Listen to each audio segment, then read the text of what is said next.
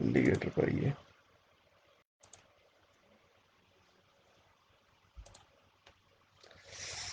आएगा।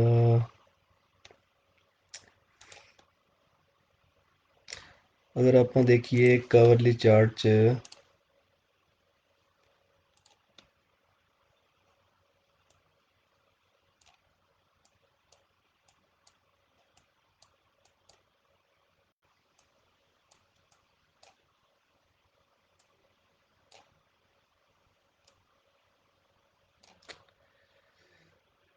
और थल्ले थोड़ा होर आना चाहिए।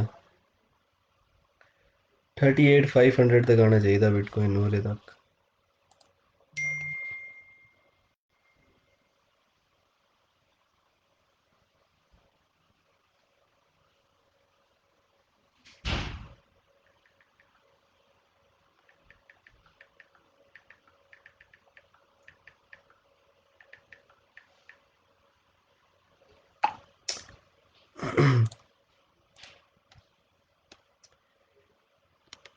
अगर आप पाइए EMA,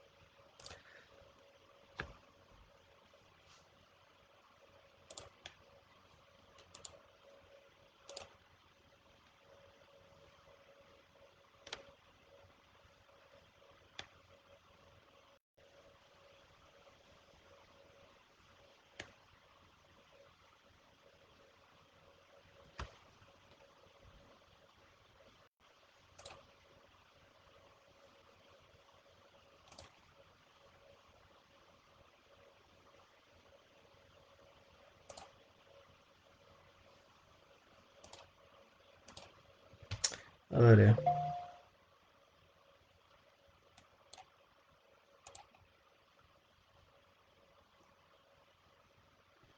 इंडिकेटर कर दें चेंज।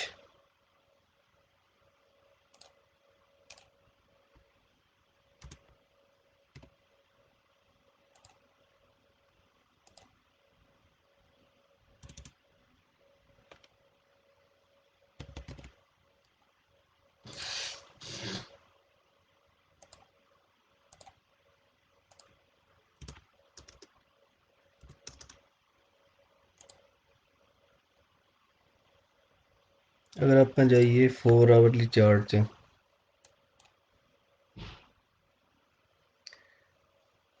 अगली अपनी रेजिस्टेंस हैगी आ 510 EMA वाली। ये अपन मिलेगी 38,000 तक, 3790 तक। तब बिटकॉइन इधर तक आना चाहिए अगर फॉल करता थोड़ा जा और। बाकी देखो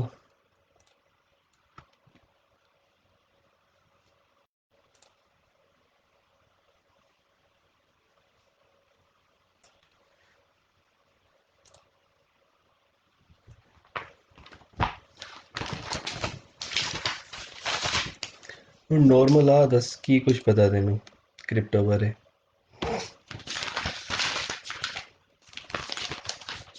क्रिप्टो है कि what is crypto currency?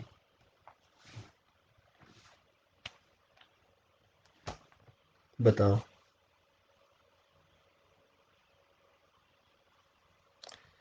Comment section में बताओ व्हाट इज क्रिप्टो करेंसी।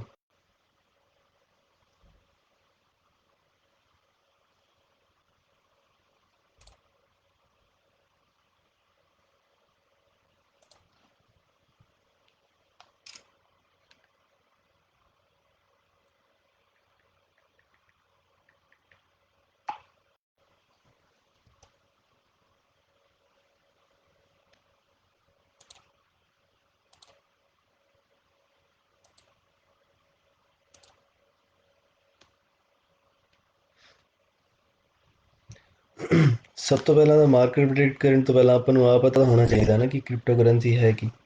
ਤਾਂ ਅਗਰ ਮੈਂ ਈਜ਼ੀ ਲੈਂਗੁਏਜ 'ਚ ਦੱਸਾਂ,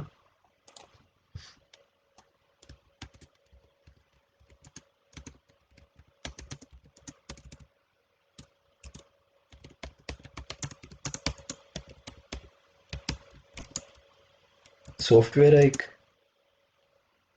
ਜਿਹਦੀ ਸਪੈਸ਼ਲਿਟੀ ਕੀ ਹੈ, method of transfer the money in the market. ਹੋਰ ਅਗਰ ਦੇਖੀਏ, ਹੋਰ ਸਿੱਧਾ ਆਪਾਂ ਕਹਿ ਦਈਏ ਇੱਕ ਬਈ ਪੇਮੈਂਟ ਮੈਥਡ ਆ ਟ੍ਰਾਂਸਫਰ ਦਾ, ਠੀਕ ਹੈ। ਤੇ ਇਹਦੀ ਇੱਕ ਹੋਰ ਸਪੈਸ਼ਲਿਟੀ ਕੀ ਹੈ, ਆ ਕਰੰਸੀ ਆ। ਪਰ ਆ ਮੇਨ ਚੀਜ਼ ਕੀ ਹੈ, ਆ ਮੇਨ ਆ ਸੌਫਟਵੇਅਰ, ਡਿਜੀਟਲ ਐਸਟ ਵੀ ਕਹਿ ਸਕਦੇ ਹਾਂ, ਸੌਫਟਵੇਅਰ ਸੇਮ ਗੱਲ ਹੋ ਗਈ। ਆ ਵਰਕ ਕਿਹਦੇ ਤੇ ਕਰਦੀ ਹੈ crypto currency? Crypto currency work ਕਰਦੀ ਹੈ ਬਲੋਕ ਚੇਨ ਤੇ। ਹੁਣ ਬਲੋਕ ਚੇਨ ਕੀ ਹੈ? ਬਲੋਕ ਚੇਨ ਈਜ਼ੀ ਅਗਰ ਲੈਂਗੁਏਜ 'ਚ ਮੈਂ ਦੱਸਾਂ, ਬਲੋਕ ਚੇਨ ਹੁੰਦੀ ਹੈ ਇੱਕ ਡਾਇਰੀ। ਹੁਣ ਅਗਰ ਆਪਾਂ ਕੱਲ੍ਹ ਨੂੰ ਕੋਈ ਕੰਮ ਕਰੀ ਜਾਂਦੇ ਹਾਂ, ਹੈ ਨਾ, ਕੋਈ ਵੀ ਅਕਾਊਂਟੈਂਟ ਆ ਉਹ ਆਪਦਾ ਰਿਕਾਰਡ ਰੱਖਦਾ ਇੱਕ। ਬਲੋਕ ਚੇਨ ਇੱਕ ਤਰ੍ਹਾਂ ਦੀ ਡਾਇਰੀ ਹੈ ਜਿਹਦੇ ਤੁਸੀਂ ਆਪਦੀ ਟ੍ਰਾਂਜੈਕਸ਼ਨ ਦਾ ਰਿਕਾਰਡ ਰੱਖਦੇ ਹੋ। ਟ੍ਰਾਂਜੈਕਸ਼ਨ ਦਾ ਰਿਕਾਰਡ, ਪਰ ਬਲੋਕ ਚੇਨ ਇੱਕ ਇਹੋ ਜਿਹੀ ਡਾਇਰੀ ਆ ਕਿ ਜਿਹੜਾ ਤੂੰ ਟ੍ਰਾਂਜੈਕਸ਼ਨ ਦਾ ਰਿਕਾਰਡ ਕਰੀ ਜਾਂਦਾ ਉਹਨੂੰ ਤੂੰ ਕਦੇ ਮਿਟਾ ਨਹੀਂ ਸਕਦਾ ਅਗਰ ਇੱਕ ਵਾਰੀ ਰਿਕਾਰਡ ਹੋ ਗਿਆ ਉਹਦੇ ਤੇ। ਦੂਜੀ ਗੱਲ, ਉਹ ਡਾਇਰੀ ਨੂੰ ਕੋਈ ਵੀ ਦੇਖ ਸਕਦਾ, ਮਤਲਬ ਤੇਰੇ ਕੋਲ ਤਾਂ ਉਹ ਡਾਇਰੀ ਹੈਗੀ ਹੈ, ਪਰ ਉਹ 100 ਬੰਦਿਆਂ ਹੋਰ ਕੋਲ ਵੀ ਹੈਗੀ ਹੈ। ਮਤਲਬ ਜਿਹੜੇ ਜਿਹੜੇ ਕ੍ਰਿਪਟੋ ਯੂਜ਼ ਕਰਦੇ, ਜਿਹੜੇ ਜਿਹੜੇ ਬਲੋਕਚੇਨ ਬਾਰੇ ਪਤਾ ਜਿਨ੍ਹਾਂ ਨੂੰ, ਜਿਹੜੇ ਦੇਖ ਸਕਦੇ, ਉਹ ਜਾ ਕੇ ਤੁਹਾਡੀ ਟ੍ਰਾਂਜੈਕਸ਼ਨ ਚੈੱਕ ਕਰ ਸਕਦੇ ਤੁਹਾਡੇ ਵਾਲੇਟ 'ਚੋਂ। ਵਾਲੇਟ 'ਚ ਕੁਝ ਨਹੀਂ ਕਰ ਸਕਦੇ, but they can assess your transactions ਕਿ ਕਿੰਨੀ ਟ੍ਰਾਂਜੈਕਸ਼ਨ ਹੋਈ ਹੈ, ਕਦੋਂ ਹੋਈ ਹੈ। ਬਲੋਕਚੇਨ ਵਰਕ ਕਿਹਦੇ ਤੇ ਕਰਦੀ ਹੈ? ਬਲੋਕਚੇਨ ਸਿੰਪਲ ਆ, ਬਲੋਕਚੇਨ ਵਰਕ ਕਰਦੀ ਹੈ ਮਾਈਨਿੰਗ ਮਸ਼ੀਨਸ ਤੇ। ਮਾਈਨਿੰਗ ਮਸ਼ੀਨ ਕੀ ਕਰਦੀ ਹੈ? ਮਾਈਨਿੰਗ ਮਸ਼ੀਨ ਕੰਮ ਕਰਦੀ ਹੈ ਐਜ਼ ਏ ਬੈਂਕ ਮੈਨੇਜਰ।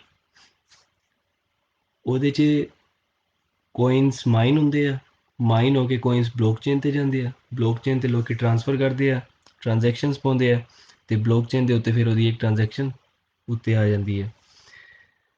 ਹੁਣ ਅਗਰ ਆਪਾਂ ਦੇਖੀਏ ਕਿ ਇਹਨੇ ਹੋਰ ਹੈਲਪ ਕੀ ਕੀਤੀ ਹੈ ਕ੍ਰਿਪਟੋ ਨੇ, ਕ੍ਰਿਪਟੋ ਨੇ ਸਭ ਤੋਂ ਪਹਿਲਾਂ ਆਹ ਹੈਲਪ ਕੀਤੀ ਹੈ ਕਿ ਆਪਦੇ ਫੋਨ ਨੂੰ ਬੈਂਕ ਬਣਾਤਾ। ਫੋਨ ਨੂੰ ਬੈਂਕ ਬਣਾਤਾ, ਤੈਨੂੰ ਬੈਂਕ 'ਚ ਕੋਈ ਜਾਣ ਦੀ ਲੋੜ ਨਹੀਂ, ਤੂੰ ਆਪਦੇ ਫੋਨ 'ਚ ਆਪਦਾ ਮਨੀ ਰੱਖ ਸਕਦਾ, ਕਿੱਧਰ ਕਿੰਨਾ ਮਰਜ਼ੀ ਮਨੀ ਤੂੰ ਇੱਕ ਵਾਰੀ 'ਚ ਟ੍ਰਾਂਸਫਰ ਕਰ ਸਕਦਾ। ਹੁਣ ਆਪਾਂ ਆਹ ਦੇਖੀਏ ਕਿ ਆਪਾਂ ਚੈੱਕ ਕਿਵੇਂ ਕਰਦੇ ਹਾਂ ਇਹਦੇ ਪ੍ਰਾਈਸਿਸ ਵਗੈਰਾ। ਸਭ ਤੋਂ ਪਹਿਲਾਂ ਤਾਂ ਆਪਣੇ ਕੋਲ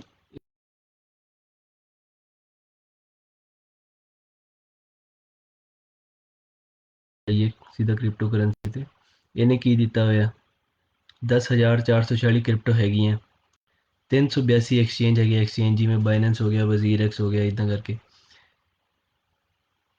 ਇੰਨਾ ਰੁਪਈਆ ਟੋਟਲ ਹੈਗਾ ਮਾਰਕੀਟ 'ਚ, ਆ ਕੁਛ 1.6 ਟ੍ਰਿਲੀਅਨ ਡਾਲਰ ਹੈਗੇ ਆ ਮਾਰਕੀਟ 'ਚ ਸਟਿਲ। ਤੇ ਵੋਲਿਊਮ ਕਿੰਨੀ ਹੈ ਕਿ ਕਿੰਨਾ ਰੁਪਈਆ ਰੋਜ਼ ਦਾ ਪੈ ਰਿਹਾ, 20 ਆਵਰ ਦੀ ਵੋਲਿਊਮ ਕਿੰਨੀ ਹੈ ਕਿ ਕਿੰਨਾ ਅਪ ਐਂਡ ਡਾਊਨ ਜਾ ਰਿਹਾ ਹੈਗੀ ਹੈ। ਹੁਣ ਮੇਨ ਚੀਜ਼ ਹੁੰਦੀ ਆ ਕਿ BTC ਦੀ ਡੋਮੀਨੈਂਸ ਕਿੰਨੀ ਹੈ। 1.6 ਟ੍ਰਿਲੀਅਨ 'ਚੋਂ ਜਿਹੜਾ ਬਿਟਕੋਇਨ ਆ ਉਹ 45.4% ਮਾਰਕੀਟ ਨੂੰ ਹੋਲਡ ਕਰਦਾ, ਤੇ ਐਥੀਰੀਅਮ ਕਿੰਨਾ ਕਰਦਾ, 70.6%। ਇਹਨਾਂ ਰੁਪਈਆ ਹੋਲਡ ਕਰਦੇ ਆ ਮਾਰਕੀਟ 'ਚ। ਤੇ ਆਹ ਹੁੰਦੀ ਹੈ ਗੈਸ ਫੀ, ਇਹਨੂੰ ਗਵਾਈ 'ਚ ਕਹਿੰਦੇ ਆ, ਤੇ ਗਵਾਈ ਆ ਹੁੰਦਾ ਐਥੀਰੀਅਮ ਦੀ ਯੂਨਿਟ ਹੁੰਦੀ ਹੈ, ਐਥੀਰੀਅਮ ਦੀ ਗੈਸ ਫੀ ਚੈੱਕ ਕਰਨ ਨੂੰ। ਆਪਾਂ ਇੱਧਰ ਕੋਇਨ ਹੈਗੇ। ਹੁਣ ਸਭ ਤੋਂ ਦੂਜੀ ਗੱਲ ਹੁੰਦੀ ਹੈ ਕੋਇਨ ਦਾ ਪ੍ਰਾਈਸ ਕਿਵੇਂ ਪਤਾ ਲੱਗਦਾ ਆਪਾਂ ਨੂੰ ਕਿ ਕੋਇਨ ਦਾ ਕੀ ਪ੍ਰਾਈਸ ਹੋਊਗਾ। ਕੋਇਨ ਦਾ ਪ੍ਰਾਈਸ ਜਾਣਨਾ ਬਹੁਤ ਈਜ਼ੀ ਹੈ। ਸਭ ਤੋਂ ਪਹਿਲਾਂ ਆਪਾਂ ਨੂੰ ਪਤਾ ਹੋਣਾ ਚਾਹੀਦਾ ਉਹਦਾ ਮਾਰਕੀਟ ਕੈਪ।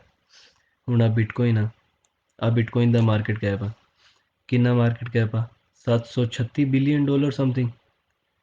ਤੇ ਇਸ ਤੋਂ ਬਾਅਦ ਆਪਾਂ ਨੂੰ ਪਤਾ ਹੋਣੀ ਚਾਹੀਦੀ ਹੈ ਸਰਕੂਲੇਟਿੰਗ ਸਪਲਾਈ, ਕਿ ਮਾਰਕੀਟ 'ਚ ਕਿੰਨੇ ਕੋਇਨ ਘੁੰਮੀ ਜਾਂਦੇ ਆ ਬਿਟਕੋਇਨ ਦੇ। ਮਾਰਕੀਟ 'ਚ 18.7 ਮਿਲੀਅਨ ਕੋਇਨ ਘੁੰਮੀ ਜਾਂਦੇ ਆ ਮਾਰਕੀਟ 'ਚ। ਹੁਣ ਅਗਰ ਮੈਂ ਇਹਦਾ ਸਿੰਪਲ ਜਿਹਾ ਕਰਾਂ,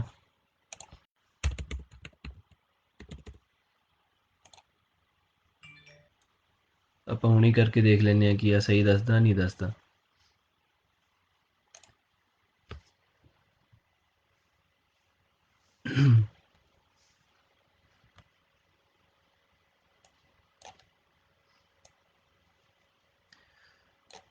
ਮਾਰਕੀਟ ਕੈਪ ਕਿੰਨੀ ਹੈ, 736। 361243, ठीक है, डिवाइडेड बाय सर्कुलेटिंग सप्लाई 18 736268। ਆ ਰੇਟ ਚੱਲ ਰਿਹਾ ਬਿਟਕੋਇਨ ਦਾ। ਇਹਦੇ ਤੋਂ ਆਪਾਂ ਨੂੰ ਕੋਇਨ ਦੇ ਪ੍ਰਾਈਸ ਪਤਾ ਲੱਗ ਜਾਂਦੇ। ਹੁਣ ਅਗਰ ਆਪਾਂ ਦੇਖਣੇ ਆ ਨੋਰਮਲ ਕੋਇਨ ਦੇਖਣੇ ਆ, ਅਗਰ ਮੈਂ ਕ੍ਰਿਪਟੋ ਕਰੰਸੀ ਜਾਣਾ, ਹੁਣ ਮੇਰੇ ਤੋਂ ਕੋਈ ਪੁੱਛਦਾ ਕਿ ਡੋਜ ਭਰਾ $1 ਦਾ ਹੋ ਜਾਊਗਾ ਜਾਂ ਡੋਜ $10 ਦਾ ਹੋ ਜਾਊਗਾ, ਤਾਂ ਮੈਂ ਕਿਵੇਂ ਦੱਸ ਸਕਦਾ? ਡੋਜ ਦਾ ਹੁਣੀ ਰੇਟ ਕਿੰਨਾ 0.31 ਤੇ ਇਹਦੀ ਟੋਟਲ ਮਾਰਕੀਟ ਕੈਪ ਕਿੰਨੀ ਹੈ ਆ ਰਹੀ। ਸਰਕੂਲੇਟਿੰਗ ਸਪਲਾਈ ਡੋਜ ਦੀ ਹੈਗੀ ਹੈ 130 ਬਿਲੀਅਨ। ਤੇ ਆਪਾਂ ਨੂੰ ਪਤਾ ਇਹਦਾ ਫਾਰਮੂਲਾ ਕੀ ਸੀਗਾ, price equal to market cap divided by circulating supply.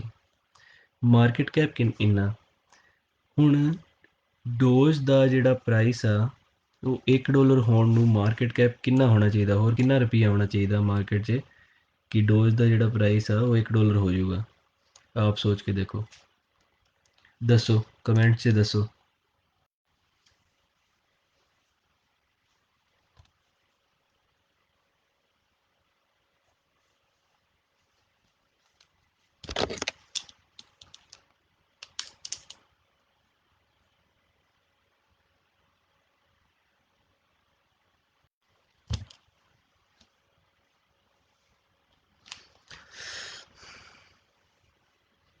ਪਤਾ ਲੱਗਿਆ? ਅਗਰ ਹੁਣ ਮੈਂ ਦੇਖਾਂ, ਮੈਂ ਕੀ ਦੇਖਿਆ ਸੀਗਾ ਨੋਟਪੈਡ 'ਚ, ਅਗਰ ਮੈਂ ਨੋਟਪੈਡ ਖੋਲਾਂ,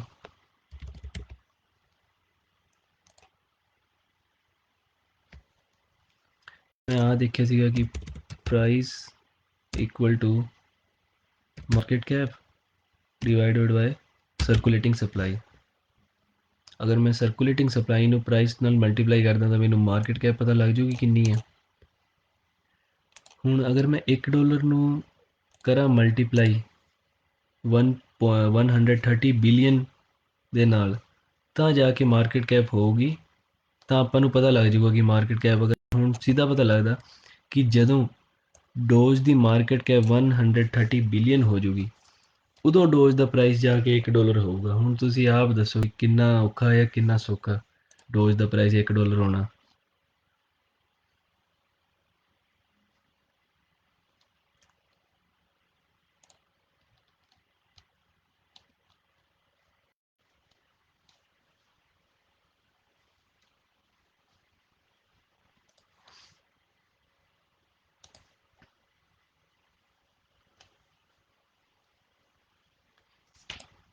ਡੋਜ ਦਾ ਪ੍ਰਾਈਸ $1 ਦਾ ਹੋਣ ਲਈ 130 ਬਿਲੀਅਨ ਮਾਰਕੀਟ ਕੈਪ ਹੋਣੀ ਚਾਹੀਦੀ ਹੈ। ਤੇ ਹੁਣੇ ਹੈ ਕਿ ਨਹੀਂ ਇਹਦੀ market cap? I think 4 billion, ਮਤਲਬ 126 ਬਿਲੀਅਨ ਹੋਰ ਰੁਪਈਆ ਇਹਦੇ 'ਚ ਆਊਗਾ, ਉਦੋਂ ਜਾ ਕੇ ਡੋਜ ਦਾ ਪ੍ਰਾਈਸ $1 ਹੋਊਗਾ। ਤਾਂ ਡੋਜ 'ਚ ਫਾਲਤੂ ਦਾ ਰੁਪਈਆ ਨਾ ਲਾਓ, ਕੋਈ ਇਹਦਾ ਪ੍ਰੋਜੈਕਟ ਹੈ ਨਹੀਂ ਗਾ। ਹੁਣ ਆਪਾਂ ਆਈ ਅਗਰ ਅੱਗੇ ਵਧੀਏ, ਹੁਣ ਲੋਕੀ ਕਹਿੰਦੇ ਆ ਕਿ ਕੋਇਨ ਹੈਗੇ ਆ, ਲੋਕੀ ਕਹਿੰਦੇ ਟੋਕਨ ਹੈਗੇ ਆ। ਕੋਇਨ ਤੇ ਟੋਕਨ 'ਚ ਡਿਫਰੈਂਸ ਕੀ ਹੁੰਦਾ? ਸਭ ਤੋਂ ਮੇਨ ਅਗਰ ਮੈਂ ਦੇਖਾਂ, ਸਭ ਤੋਂ ਮੇਨ ਚੀਜ਼ ਜਿਹੜੇ ਹੁੰਦੇ ਆ ਕੋਇਨ, ਕੋਇਨ ਦੀ ਸਪੈਸ਼ਲਟੀ ਆ ਹੁੰਦੀ ਹੈ ਕਿ ਕੋਇਨ ਦੀ ਆਪ ਦੀ ਬਲੋਕਚੇਨ ਹੁੰਦੀ ਹੈ, ਕੋਇਨ ਦੀ ਆਪ ਦੀ ਆਇਡੈਂਟੀਟੀ ਹੁੰਦੀ ਹੈ। ਹੁਣ ਜਿਵੇਂ ਬਿਟਕੋਇਨ ਆ, ਬਿਟਕੋਇਨ ਦੀ ਆਪ ਦੀ ਬਲੋਕਚੇਨ ਹੈਗੀ ਆ, ਐਥੀਰੀਅਮ ਦੀ ਬਲੋਕਚੇਨ ERC20, ਇਹਦੀ ਟਰੋਨ ਦੀ ਬਲੋਕਚੇਨ TRN, ਬਾਈਨੈਂਸ ਦੀ ਬਲੋਕਚੇਨ BEP20, BEP450, ਆ ਇਹਨਾਂ ਦੀ ਬਲੋਕਚੇਨ ਹੁੰਦੀਆਂ। ਪਰ ਟੋਕਨ ਕੀ ਹੁੰਦਾ? ਟੋਕਨ ਦੀ ਆਪ ਦੀ ਕੋਈ ਆਈਡੈਂਟੀਟੀ ਨਹੀਂ ਹੁੰਦੀ। ਟੋਕਨ ਡਿਪੈਂਡ ਕਰਦਾ ਕਿਹਦੇ ਤੇ? ਵੱਡੇ ਕੋਇਨਸ ਦੀ ਬਲੋਕਚੇਨ 'ਚ, ਜਿਵੇਂ ਐਥੀਰੀਅਮ ਦੀ ਹੋ ਗਈ, ਬਿਟਕੋਇਨ ਦੀ ਹੋ ਗਈ, ਟਰੋਨ ਦੀ ਹੋ ਗਈ, ਬਾਈਨੈਂਸ ਦੀ ਹੋ ਗਈ, ਤਾਂ ਆਪਾਂ ਉਹਨਾਂ ਤੋਂ ਮਨੀ ਸੈਂਡ ਕਰ ਸਕਦੇ ਹਾਂ। ਹੁਣ ਅਗਰ ਮੈਂ ਇਹਦੇ ਅੱਗੇ ਜਾਵਾਂ ਤਾਂ ਇਹਦੀਆਂ ਕੁਛ ਹੁੰਦੀਆਂ ਸ਼ੋਰਟ ਫੋਰਮਸ ਜੋ ਤੁਹਾਨੂੰ ਹੋਣੀਆਂ ਚਾਹੀਦੀਆਂ, ਜਿਵੇਂ ALT, ਓਲਟ ਹੁੰਦੇ ਆ ਸਾਰੇ ਕੋਇਨ, ਲੌਂਗ ਅਤੇ ਸ਼ੋਰਟ ਫਿਊਚਰ ਹੁੰਦਾ। ਅਤੇ ਡੈਫੀ ਦੀ ਕੀ ਹੁੰਦੀ ਹੈ? DEFI, ਆਪਾਂ ਕਈ ਦੇਖਿਆ ਹੋਊਗਾ ਜਦੋਂ ਵੀ ਕੋਈ ਟੋਕਨ ਵਗੈਰਾ ਸਿਗਨਲ ਵਗੈਰਾ ਹੁੰਦੇ ਲਿਖੇ ਹੁੰਦਾ DEFI, ਇਹਦਾ ਮਤਲਬ ਹੁੰਦਾ ਡੀਸੈਂਟਰਲਾਈਜ਼ਡ ਫਾਈਨੈਂਸ। ਡੀਸੈਂਟਰਲਾਈਜ਼ਡ ਫਾਈਨੈਂਸ ਦਾ ਮਤਲਬ ਕੀ ਹੁੰਦਾ? ਡੀਸੈਂਟਰਲਾਈਜ਼ ਮਤਲਬ ਜਿਹਦਾ ਕੋਈ ਆਫਿਸ ਨਹੀਂ ਗਾ, ਕੋਈ ਕੋਈ ਉਹਦਾ ਨਹੀਂ ਗਾ, ਅਗਰ ਤੁਸੀਂ ਉਹਦੇ 'ਚ ਰੁਪਈਆ ਪਾਉਂਦੇ ਹੋ, ਅਗਰ ਤੁਹਾਡਾ ਉਹ ਕੰਪਨੀ ਬੈਂਕਰਪਸੀ ਸ਼ੋ ਕਰ ਗਈ ਤਾਂ ਤੁਸੀਂ ਕੁਛ ਨਹੀਂ ਕਰ ਸਕਦੇ। ਹਾਂ, ਸਪਲਾਈ ਵੀ ਘਟਾਉਣੀ ਪੈ ਸਕਦੀ ਹੈ, ਪਰ ਸਪਲਾਈ ਘਟਾਉਣ ਲਈ ਕੋਇਨ ਬਰਨ ਕਰਨੇ ਪੈਣੇ ਆ, ਪਰ ਕੋਇਨ ਬਰਨ ਨੇ ਸੌਖੇ ਨਹੀਂ ਹੁੰਦੇ। ਤੇ ਡੈਕਸ, ਇੱਕ ਹੁੰਦਾ ਡੈਕਸ, ਉਹ ਹੁੰਦਾ ਡੀਸੈਂਟਰਲਾਈਜ਼ ਐਕਸਚੇਂਜ, ਲਾਈਕ ਯੂਨੀਸਵੈਪ ਹੋ ਗਿਆ, ਪੈਨਕੇਕ ਸਵੈਪ ਹੋ ਗਿਆ, ਆਹ ਸਾਰੇ ਹੈਗੇ ਡੀਸੈਂਟਰਲਾਈਜ਼ ਐਕਸਚੇਂਜ। ਤੇ ਡੀਸੈਂਟਰਲਾਈਜ਼ ਫਾਈਨੈਂਸ ਹੁੰਦੇ ਆ ਜਿਹੜੇ ਯੂਜ਼ ਹੁੰਦੇ ਆ ਲੋਨਸ ਲਈ। ਆਹ ਤਾਂ ਆਪਣੀ ਇੱਕ ਚੀਜ਼ ਆ ਗਈ। ਹੁਣ ਮੈਨੂੰ ਆਹ ਕਹਿੰਦਾ ਕਿ ਆਪਾਂ ਨੂੰ ਪ੍ਰਾਈਸ ਦਾ ਕਿਵੇਂ ਪਤਾ ਲੱਗਦਾ। ਸਭ ਤੋਂ ਮੇਨ ਚੀਜ਼, 4-5 ਟਾਈਮ ਫਰੇਮ ਹੁੰਦੇ ਆ, ਉਹ ਆਪਾਂ ਨੂੰ ਜ਼ਰੂਰੀ ਹੋਣੇ ਚਾਹੀਦੇ ਆ। ਇੱਕ ਤਾਂ 15 ਮਿੰਟ ਦਾ ਹੋਣਾ ਚਾਹੀਦਾ, ਹਾਫ ਐਨ ਆਵਰ ਦਾ ਟਾਈਮ ਫਰੇਮ, 4 ਆਵਰ ਲਈ ਟਾਈਮ ਫਰੇਮ, 1 ਆਵਰ ਲਈ, 1 ਡੇ ਦਾ, 1 ਵੀਕ ਦਾ ਆਪਾਂ ਯੂਜ਼ ਕਰਦੇ ਹਾਂ ਸਿਰਫ ਵੱਡਾ ਗ੍ਰਾਫ ਦੇਖਣ ਨੂੰ। 30 ਮਿੰਟਸ ਦਾ ਇੰਪੋਰਟੈਂਟ ਹੈ, ਡੇ ਦਾ ਇੰਪੋਰਟੈਂਟ ਹੈ। ਆਹ ਮੇਨ ਹੁੰਦੇ ਆ। ਅਗਰ ਤੁਸੀਂ ਸਕੈਲਪਿੰਗ ਕਰਨੀ ਹੈ ਤਾਂ ਸਕੈਲਪਿੰਗ ਲਈ ਬੈਸਟ ਟਾਈਮ ਰੇਟ ਹੁੰਦਾ 1 minute, 5 minute, 15 minute, 30 minute. 1 hour ਦਾ ਆਪਾਂ ਨੂੰ ਓਵਰਆਲ ਰਿਵਿਊ ਦਿੰਦਾ। ਤੇ ਹੁਣ ਮੈਂ ਉਹਨਾਂ ਇੰਡੀਕੇਟਰ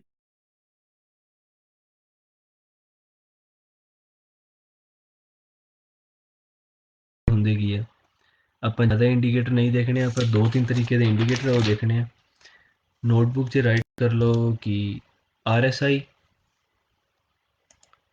MACD। RSI ਦੀ ਫੁੱਲ ਫਾਰਮ ਹੈਗੀ ਹੈ ਰਿਲੇਟਿਵ ਸਟਰੈਂਥ ਇੰਡੈਕਸ।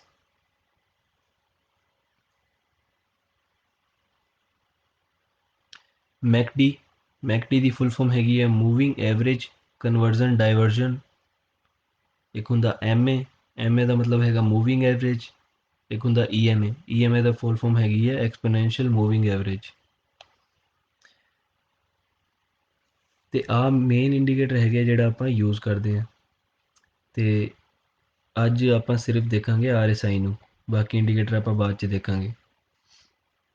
ਪਹਿਲਾਂ ਇੰਨਾ ਕਲੀਅਰ ਕਰ ਲਓ, ਇੰਨਾ ਲਿਖ ਲਓ। ਤੇ ਟ੍ਰੇਡਿੰਗ ਕਰਨ ਲਈ ਜਿਹੜੀ ਆਪਣੀ ਸਵਿੰਗ ਟ੍ਰੇਡਿੰਗ ਦੋ ਤਰ੍ਹਾਂ ਦੀ ਟ੍ਰੇਡਿੰਗ ਹੁੰਦੀਆਂ। ਇੱਕ ਤਾਂ ਹੁੰਦੀ ਹੈ ਇੰਟਰਡੇ ਟ੍ਰੇਡਿੰਗ, ਇੱਕ ਹੁੰਦੀ ਹੈ ਸਵਿੰਗ ਟ੍ਰੇਡਿੰਗ। ਇੰਟਰਡੇ ਟ੍ਰੇਡਿੰਗ ਤਾਂ ਉਹ ਹੁੰਦੀ ਹੈ ਜਿਹੜੀ ਇੱਕ ਆਵਰ ਦੀ ਹੁੰਦੀ ਹੈ, 4 ਆਵਰ ਹੋ ਗਏ, ਮਤਲਬ ਇੱਕ ਦਿਨ ਦੇ ਅੰਡਰ ਰਹਿੰਦੀ ਹੈ। ਤੇ ਅਗਰ ਸਵਿੰਗ ਟ੍ਰੇਡਿੰਗ ਉਹ ਹੁੰਦੀ ਹੈ ਜਿਹੜੀ ਹੁੰਦੀ ਹੈ 1 ਡੇ, 2 ਡੇ, 4 ਡੇਜ਼ ਔਰ ਮੋਰ ਦੈਨ ਦੈਟ, ਇੱਕ ਮੰਥ ਦਾ ਹੋ ਗਿਆ, ਸ਼ੋਰਟ ਟਾਈਮ, ਲੌਂਗ ਟਾਈਮ, ਆ ਹੁੰਦੀ ਹੈ ਸਵਿੰਗ ਟ੍ਰੇਡਿੰਗ। ਤੇ ਹੁਣ ਆਪਾਂ ਜਾਵਾਂਗੇ RSI ਤੇ। RSI ਸਭ ਤੋਂ ਵਧੀਆ ਇੰਡੀਕੇਟਰ ਆ। ਅਗਰ ਤੁਹਾਨੂੰ ਸਭ ਤੋਂ ਪਹਿਲਾਂ ਤਾਂ ਆਹ ਚੀਜ਼ ਹੋਣੀ ਚਾਹੀਦੀ ਹੈ ਕੋਲ। ਆ ਕੀ ਹੈ ਟ੍ਰੇਡਿੰਗ ਵਿਊ ਹੋਣਾ ਚਾਹੀਦਾ। ਇਹਦੇ ਅਕਾਊਂਟ ਬਹੁਤ ਵਧੀਆ ਖੁੱਲਦੇ ਆ ਇਹਦੇ ਲਈ ਆਪਾਂ ਖੋਲਾਂਗੇ ਸਭ ਤੋਂ ਪਹਿਲਾਂ, ਬਿਲਕੁਲ ਬੈਕ ਆ ਜਾਂਦੇ ਆ, ਕੁਛ ਪਤਾ ਹੀ ਨਹੀਂ ਆਪਾਂ ਨੂੰ ਇਹਦੇ ਬਾਰੇ। ਟ੍ਰੇਡਿੰਗ ਵਿਊ ਆਏ,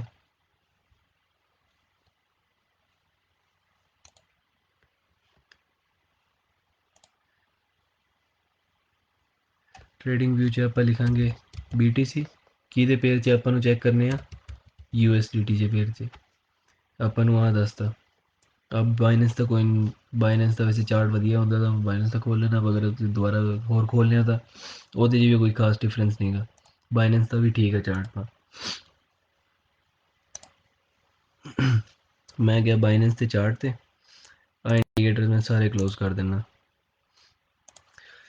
ਉਸ ਤੋਂ ਪਹਿਲਾਂ ਮੈਨੂੰ ਕਿਹਦੀ ਨੌਲੇਜ ਹੋਣੀ ਜ਼ਰੂਰੀ ਹੈ, ਮੈਨੂੰ ਨੌਲੇਜ ਹੋਣੀ ਜ਼ਰੂਰੀ ਹੈ ਕੈਂਡਲ ਸਟਿਕ ਦੀ। ਆਪਾਂ ਕੈਂਡਲ ਸਟਿਕਸ ਨੂੰ ਕਿਵੇਂ ਰੀਡ ਕਰਦੇ ਹਾਂ। ਕੈਂਡਲ ਸਟਿਕਸ ਰੀਡ ਕਰਨੀਆਂ ਆਉਂਦੀਆਂ, ਕੈਂਡਲ ਸਟਿਕਸ ਰੀਡ ਕਰਨੀਆਂ ਆਉਂਦੀਆਂ। ਕਮੈਂਟ ਸੈਕਸ਼ਨ 'ਚ ਯੈਸ ਔਰ ਨੋ।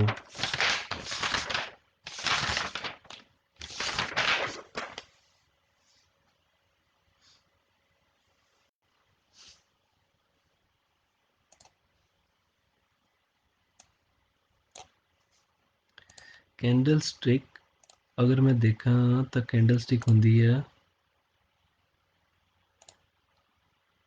ਹੋਰੀਜ਼ੋਨਟਲ ਲਾਈਨ ਬਣਾਈ ਹੈ।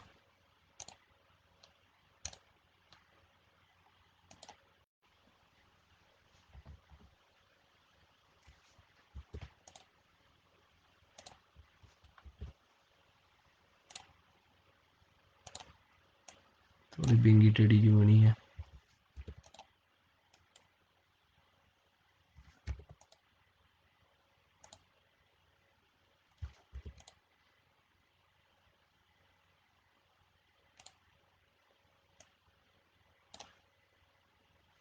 ਕਲਰ ਇਹਦਾ ਮੰਨ ਲਓ ਕਿ ਰੈੱਡ ਜਾਂ ਗ੍ਰੀਨ ਕੁਛ ਵੀ ਹੈ, ਕੋਈ ਫਰਕ ਨਹੀਂ ਪੈਂਦਾ। ਆਪਾਂ ਇਹਦਾ ਦੇਖਦੇ ਹਾਂ ਹੁਣ, ਆਹ ਕੈਂਡਲ ਸਟਿਕ ਕਹਿੰਦੀ ਹੈ ਨਾ। ਹੁਣ ਆਪਾਂ ਨੂੰ ਇਹਦੇ ਤੋਂ ਕੀ ਪਤਾ ਲੱਗਦਾ ਕਿ ਆਹ ਕੀ ਹੈ ਕੈਂਡਲ ਸਟਿਕ ਦਾ। ਆ ਮੈਂ ਕਹਿਤਾ ਕਿ ਇਹ ਗ੍ਰੀਨ ਕੈਂਡਲ ਸਟਿਕ ਆ। ਗ੍ਰੀਨ ਕੈਂਡਲ ਸਟਿਕ ਤੋਂ ਕੀ ਪਤਾ ਲੱਗਦਾ, ਇਸ ਚੀਜ਼ ਨੂੰ ਕੀ ਕਹਿੰਦੇ ਆ, ਜਾਂ ਤੇ ਇਸ ਚੀਜ਼ ਨੂੰ ਕੀ ਕਹਿੰਦੇ ਆ, ਕਮੈਂਟ ਸੈਕਸ਼ਨ 'ਚ।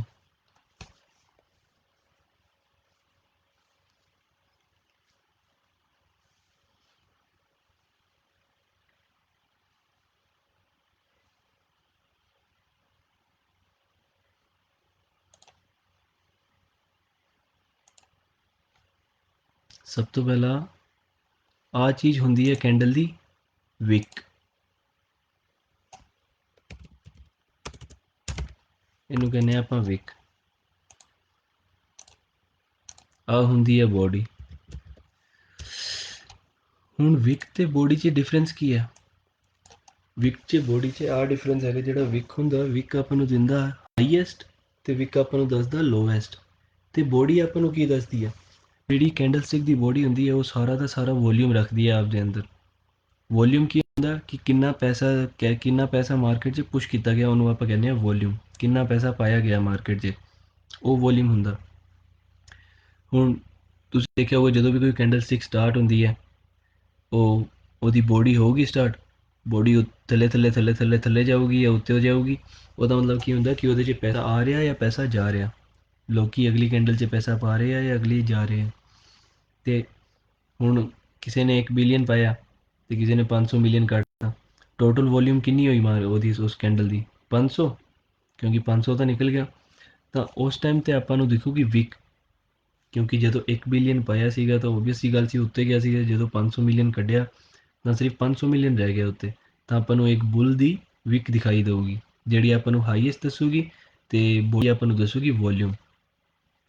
ਹੁਣ ਅਗਰ ਮੈਂ ਆਹ ਕੱਢ ਲਾਂ, ਹੁਣ ਆਹ ਵਾਲੀ ਕੈਂਡਲ ਆ, ਇਹ ਤੋਂ ਵੀ ਹੋਰ ਠੀਕ ਕੱਢਦੇ ਹਾਂ ਥੋੜ੍ਹੀ ਜਿਹੀ। ਆਹ ਵਾਲੀ ਕੈਂਡਲ ਆ, ਆਹ ਕੈਂਡਲ ਮੈਨੂੰ ਕੀ ਦੱਸ ਰਹੀ ਹੈ,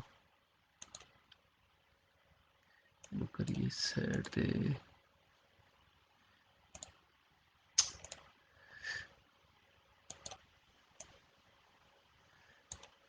ਆ ਰਿਹਾ, ਇਸ ਕੈਂਡਲ ਤੇ ਗਿਆ ਮੈਂ। ਓਪਨ ਕਦੋਂ ਹੋਈ ਸੀਗੀ, ਇਹਨੇ ਆਹ ਦੱਸਤਾ। ਆਹ ਕੈਂਡਲ ਓਪਨ ਹੋਈ ਸੀ 35,238 ਤੇ।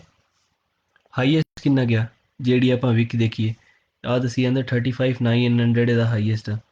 ਜੇ ਮੈਂ ਇਹਦੇ ਦੇਖਾਂ, ਆਹ 35,900 ਦੇ ਅਰਾਊਂਡ, 35,900 ਇਹਦਾ ਹਾਈਐਸਟ ਆ। ਲੋਵੈਸਟ 34 ਦੱਸਦਾ। ਤੇ ਕਰੰਟ ਕੀ ਮਤਲਬ, ਇਹਨੂੰ ਆਪਾਂ ਜਾਂ ਕਰੰਟ ਕਹਿ ਦਿੰਦੇ ਹਾਂ, ਆਪਾਂ ਇਹਨੂੰ ਕਲੋਜ਼ ਕਹਿ ਦਿੰਦੇ ਹਾਂ, ਕਿਉਂਕਿ ਓਪਨ ਹੋਈ ਸੀਗੀ 35,238 ਤੇ ਓਪਨ ਹੋਈ ਸੀਗੀ, ਹੈ ਨਾ। ਤੇ 35,666 ਹੈ। ਹੁਣ ਇਹਦੇ ਤੋਂ ਕੀ ਹੋਇਆ, ਇਹਦੇ ਤੋਂ ਕੀ ਪਤਾ ਲੱਗਿਆ ਆਪਾਂ ਨੂੰ ਕਿ ਜਦੋਂ ਕੈਂਡਲ ਸ਼ੁਰੂ ਹੋਈ ਸੀਗੀ ਮਾਰਕੀਟ 'ਚ, ਲੋਕਾਂ ਨੇ ਬੁਲਸ ਨੇ ਰੁਪਈਆ ਪਾਇਆ, ਇਹਨੂੰ 35,900 ਤੇ ਲੈ ਕੇ ਗਏ। ਐਟ ਦ ਸੇਮ ਟਾਈਮ ਜਿਹੜੇ ਬੀਅਰ ਸੀਗੇ ਉਹ ਰੁਪਈਆ ਆਪਦਾ ਕੱਢ ਰਹੇ ਸੀਗੇ, ਜਿਹਦੇ 'ਚੋਂ ਹਾਈਐਸਟ ਹਿੱਟ ਕਰਕੇ ਆਇਆ ਤੇ ਲੋਐਸਟ ਹਿੱਟ ਕਰਕੇ ਆਇਆ। ਪਰ ਇਹਦੀ ਵੋਲਿਊਮ ਕਿੰਨੀ ਰਹੀ, ਵੋਲਿਊਮ ਰਹੀ ਇਹਦੀ ਮਿਡ 'ਚ, ਜਿਹੜਾ ਆਪਾਂ ਕਲੋਜ਼ਿੰਗ ਕਹਿ ਦਿੰਦੇ ਹਾਂ। ਤੇ at the end of the day extra volume ਲੈ ਕੇ 35, $400 ਦਾ ਡਿਫਰੈਂਸ ਹੈ ਨਾ। ਇੰਨੀ ਵੋਲਿਊਮ ਪਈ ਕਿ $400 ਦਾ ਡਿਫਰੈਂਸ ਪੈ ਜਾਏ, ਤੇ ਉਸ ਟਾਈਮ ਤੇ 1 ਆਵਰਲੀ ਕੈਂਡਲ ਇਹਦੀ ਕਲੋਜ਼ ਹੋ ਗਈ ਸੀਗੀ। ਤੇ ਉਸ ਤੋਂ ਬਾਅਦ ਹੁੰਦੀ ਆ ਸਪੋਰਟ ਜਾਂ ਰੈਜ਼ਿਸਟੈਂਸ। ਸਪੋਰਟ ਜਾਂ ਰੈਜ਼ਿਸਟੈਂਸ ਪਤਾ ਕੀ ਹੁੰਦਾ,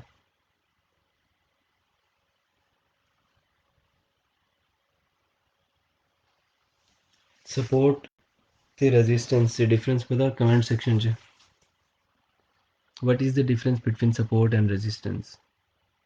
ਮੈਂ ਸਪੋਰਟ ਨੂੰ ਕਿਵੇਂ ਜਸਟੀਫਾਈ ਕਰਦਾ ਹੈ, ਮੈਂ ਰੈਜ਼ਿਸਟੈਂਸ ਨੂੰ ਕਿਵੇਂ ਜਸਟੀਫਾਈ ਕਰਦਾ। ਅਗਰ ਮੇਰੇ ਤੋਂ ਕੋਈ ਪੁੱਛੇ ਕਿ ਸਪੋਰਟ ਰੈਜ਼ਿਸਟੈਂਸ ਕੀ ਹੁੰਦਾ, ਮੈਂ ਉਹਨੂੰ ਕਿਵੇਂ ਦੱਸੂੰਗਾ। ਗ੍ਰਾਫ ਨੂੰ ਰੀਸੈਟ ਕਰੀਏ, ਆਪਣਾ ਚਾਰਟ ਰੀਸੈਟ ਹੋ ਗਿਆ। ਇੱਕ ਦਿਨ 'ਚ ਚੱਲ ਜਾਂਦੇ ਆ।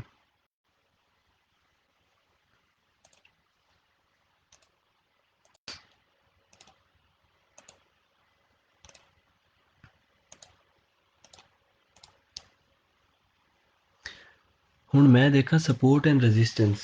ਹੁਣ ਮੈਨੂੰ ਪਤਾ ਲੱਗਿਆ ਹੈ ਨਾ, ਮੈਂ ਦੇਖਿਆ ਕਿ ਲੋਕੀ ਗੱਲਾਂ ਕਰਦੇ ਆ ਸਪੋਰਟ ਰੈਜ਼ਿਸਟੈਂਸਾਂ ਹੁੰਦੀਆਂ, ਹੁੰਦਾ ਜੋ ਹੁੰਦਾ। ਮੈਨੂੰ ਕੁਛ ਨਹੀਂ ਪਤਾ ਇਹਦੇ ਬਾਰੇ, ਕੀ ਹੁੰਦਾ ਸਪੋਰਟ ਰੈਜ਼ਿਸਟੈਂਸ, ਕੀ ਕੁਛ, ਕੋਈ ਵੀ ਆਈਡੀਆ ਨਹੀਂ ਹੈਗਾ।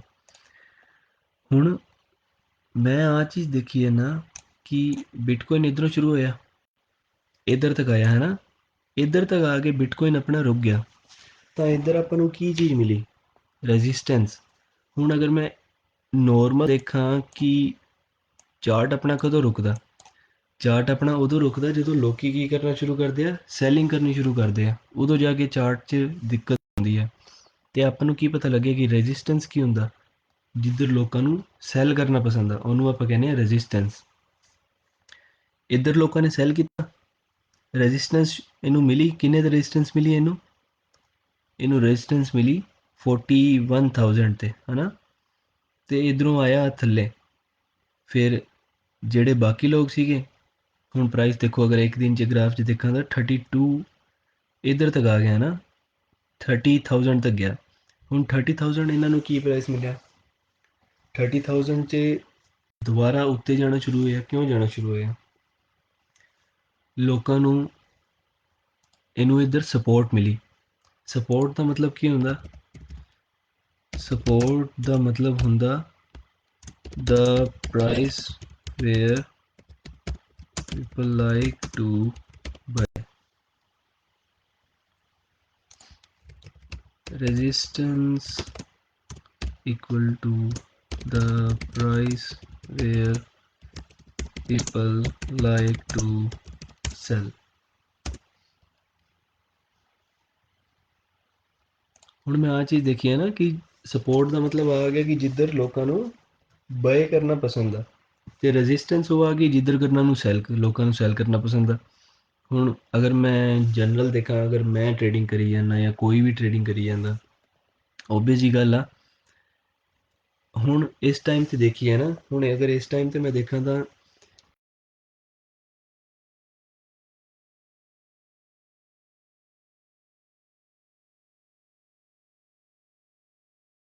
ਅਰਾਊਂਡ 30,000, ਕਿਉਂਕਿ ਆਹ ਲੋਵੈਸਟ ਗਿਆ। ਅਤੇ ਮੈਂ ਕੀ ਚਾਹੂੰਗਾ, ਕਿਉਂਕਿ ਹੁਣ ਮਾਰਕੀਟ ਦਾ ਤਾਂ ਮੈਨੂੰ ਕਨਫਰਮੇਸ਼ਨ ਕੋਈ ਹੈ ਨਹੀਂ ਗਾ ਕਿ ਮਾਰਕੀਟ ਬੁੱਲ ਚੱਲ ਰਹੀ ਹੈ, ਬੀਅਰ ਚੱਲ ਰਹੀ ਹੈ। ਅਤੇ ਮੈਂ ਕੀ ਸੋਚੂੰਗਾ? ਮੈਂ ਸੋਚੂੰਗਾ ਕਿ ਯਾਰ ਮੈਂ 30 'ਤੇ ਬਾਏ ਕਰਾਂ ਅਤੇ 41 'ਤੇ ਜਾ ਕੇ ਮੈਂ ਸੈਲ ਕਰਦਾ, ਮੇਰੇ $10,000 ਦਾ ਪ੍ਰੋਫਿਟ ਹੋ ਜਾਊਗਾ, ਮੈਂ ਆਪਦਾ ਖੁਸ਼ ਹਾਂ, ਮੇਰੇ ਕੋਈ ਦਿੱਕਤ ਨਹੀਂ ਗੀ।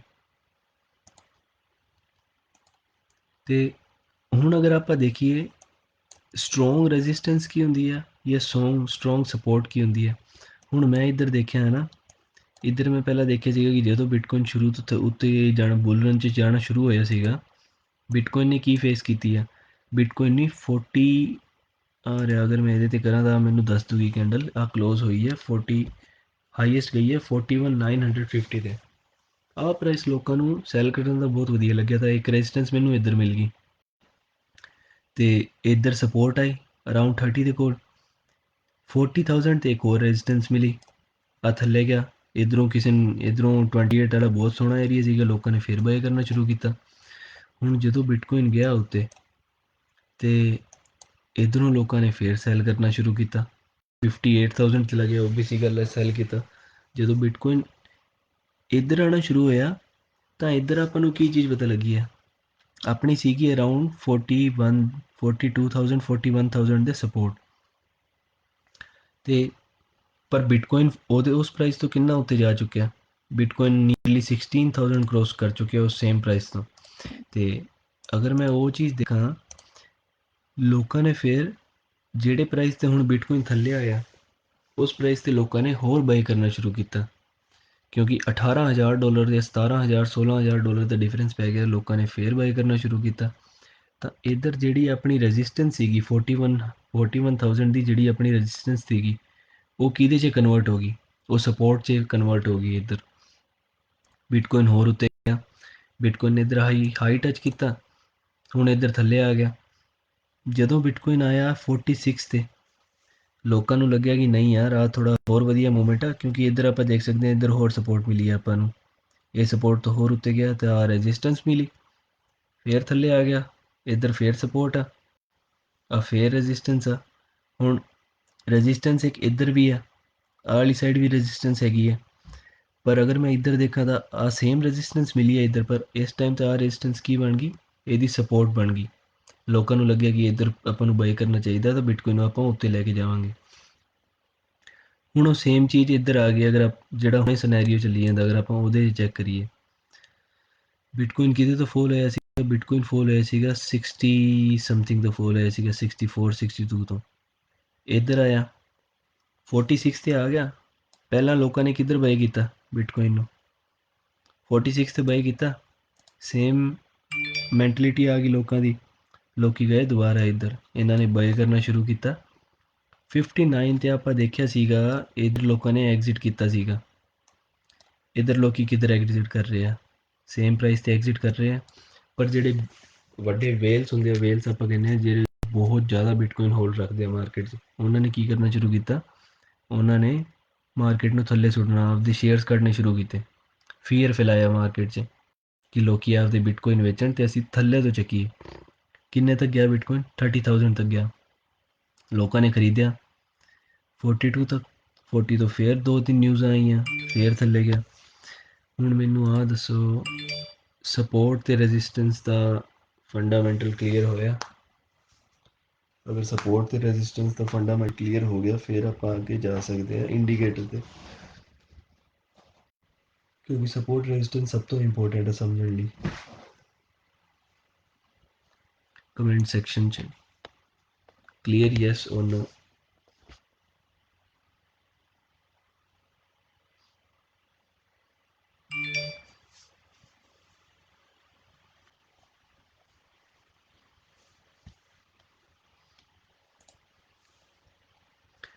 ਹੁਣ ਆਪਾਂ ਦੇਖ ਲਿਆ ਨਾ ਕਿ ਆਪਾਂ ਨੂੰ ਸਪੋਰਟ ਤੇ ਰੈਜ਼ਿਸਟੈਂਸ ਤਾਂ ਬਈ ਦੇਖ, ਹੁਣ ਸਪੋਰਟ ਤੇ ਰੈਜ਼ਿਸਟੈਂਸ ਮੈਨੂੰ ਸਮਝ ਆ ਗਈ ਆ। ਬਾਕੀ ਆਪਦੀ ਥੋੜ੍ਹੀ ਬਹੁਤ ਕਰਿਓ ਪ੍ਰੈਕਟਿਸ, ਥੋੜ੍ਹੀ ਬਹੁਤ ਪ੍ਰੈਕਟਿਸ ਕਰੋਗੇ ਤਾਂ ਬਿਲਕੁਲ ਕਲੀਅਰ ਹੋ ਜਾਊਗਾ। ਜਮਾ ਈਜ਼ੀ ਚੀਜ਼ ਆ, ਕੋਈ ਇਹਨਾਂ ਰੋਕਟ ਸਾਇੰਸ ਨਹੀਂ ਗੀ। ਹੁਣ ਮੈਂ ਜਾਵਾਂ ਇੰਡੀਕੇਟਰ 'ਚ। ਇੰਡੀਕੇਟਰ ਆਪਾਂ ਕਿਹੜਾ ਯੂਜ਼ ਕਰਨਾ, ਸਭ ਤੋਂ ਪਹਿਲਾਂ ਅਗਰ ਮੈਂ ਟ੍ਰੇਡਿੰਗ ਵੀ ਖੋਲੂੰਗਾ ਕੰਪਿਊਟਰ 'ਚ, ਮੈਨੂੰ ਆ ਮੈਂ ਸ਼ੁਰੂ 'ਚ ਦਿਖਾਇਆ ਸੀਗਾ, ਇੱਕ ਵਾਰੀ ਫੇਰ ਆਪਾਂ ਸ਼ੋਅ ਕਰ ਦਿੰਦੇ ਹਾਂ।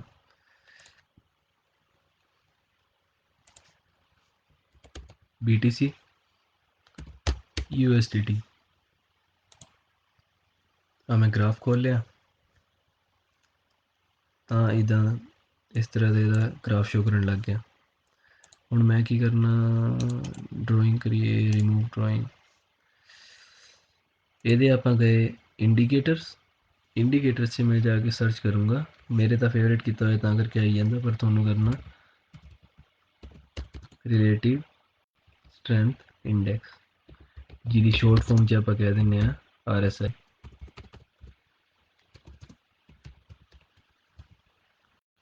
ਇਹਨੂੰ ਖੋਲੂੰਗਾ ਮੈਂ। ਹੁਣ ਆਹ ਇੰਡੀਕੇਟਰ ਮੈਨੂੰ ਕੀ ਦੱਸਦਾ, ਅਗਰ ਮੈਂ ਦੇਖੂੰਗਾ ਨਾ ਆਹ ਇੰਡੀਕੇਟਰ ਵੀ ਮੈਨੂੰ ਸਪੋਰਟ ਤੇ ਰੈਜ਼ਿਸਟੈਂਸ ਹੀ ਦੱਸੂਗਾ। ਤੇ ਅਗਰ ਇਹਨੂੰ ਸਮਝਣਾ ਤਾਂ ਕਾਪੀ ਪੈਨ ਕੋਲ ਹੋਣਾ ਚਾਹੀਦਾ, ਕਿਉਂਕਿ ਥੋੜ੍ਹਾ ਜਿਹਾ ਟਫ ਆਊਗਾ। 20 ਠੀਕ ਆ, ਮਿਡਲ ਬੈਂਡ ਦੀ ਲੋੜ ਹੀ ਨਹੀਂ ਗਈ ਆਪਾਂ ਨੂੰ, ਪਰ ਫਿਰ ਵੀ ਚਲੋ ਲਾ ਦਈਏ। ਇਹਦੀ ਮੈਨੂੰ ਯੈਲੋ ਪਸੰਦ ਆ, ਮੈਨੂੰ ਥੋੜ੍ਹਾ ਜ਼ਿਆਦਾ ਕਲੀਅਰ ਹੋ ਜਾਂਦਾ ਯੈਲੋ 'ਚ, ਤਾਂ ਕਰਕੇ ਮੈਂ ਯੈਲੋ ਰੱਖਦਾ। ਤੁਸੀਂ ਕੋਈ ਵੀ ਰੱਖ ਸਕਦੇ ਹੋ। ਥਿਕਨੈਸ ਮੈਂ ਇਹਦੀ ਨੰਬਰ 2 'ਤੇ ਰੱਖੂੰਗਾ, ਥੋੜ੍ਹਾ ਵਧੀਆ ਲੱਗਦਾ। ਹੁਣ ਮੈਂ ਬੈਂਡ ਸੈੱਟ ਕੀਤੇ ਹੈ ਨਾ, ਮੈਂ ਇੱਕ ਚੀਜ਼ ਦੇਖੀ, ਮੈਂ ਇਹਦੀ ਸੈਟਿੰਗਸ 'ਚ ਗਿਆ, ਲਾਈਨ 'ਤੇ ਕਲਿੱਕ ਕੀਤਾ, ਲਾਈਨ ਦੀ ਮੈਂ ਸੈਟਿੰਗ 'ਚ ਗਿਆ, ਆ ਮੈਨੂੰ ਸ਼ੋਅ ਹੋ ਗਿਆ। ਸਭ ਤੋਂ ਪਹਿਲਾਂ ਇਨਪੁਟ ਮੈਂ ਆਪਾਂ ਨੂੰ ਦੇਖਣਾ 14। ਹੁਣ ਲੈਂਥ 14 ਦਾ ਕੀ ਮਤਲਬ ਆ, ਅਗਰ ਮੈਂ ਦੱਸਾਂ 14 ਲੈਂਥ ਇੱਧਰ ਲਿਖਿਆ ਹੋਇਆ, 14 ਦਾ ਮਤਲਬ ਕੀ ਹੈ? 14 ਦਾ ਮਤਲਬ ਆ ਹੈਗਾ ਕਿ ਜਿਹੜੀ ਫਸਟ ਕੈਂਡਲ, ਜਿਹੜੀ ਕੈਂਡਲ 'ਤੇ ਆਪਾਂ ਆਪ ਦਾ ਪੁਆਇੰਟ ਰੱਖਿਆ ਹੋਇਆ ਨਾ, ਉਸ ਕੈਂਡਲ ਨੂੰ ਮਿਲਾ ਕੇ ਲਾਸਟ 14 ਕੈਂਡਲਸ ਇਨਕਲੂਡ ਕਰਕੇ ਉਹਨਾਂ ਦਾ ਰੇਸ਼ੀਓ ਦੱਸੀ ਜਾਂਦਾ।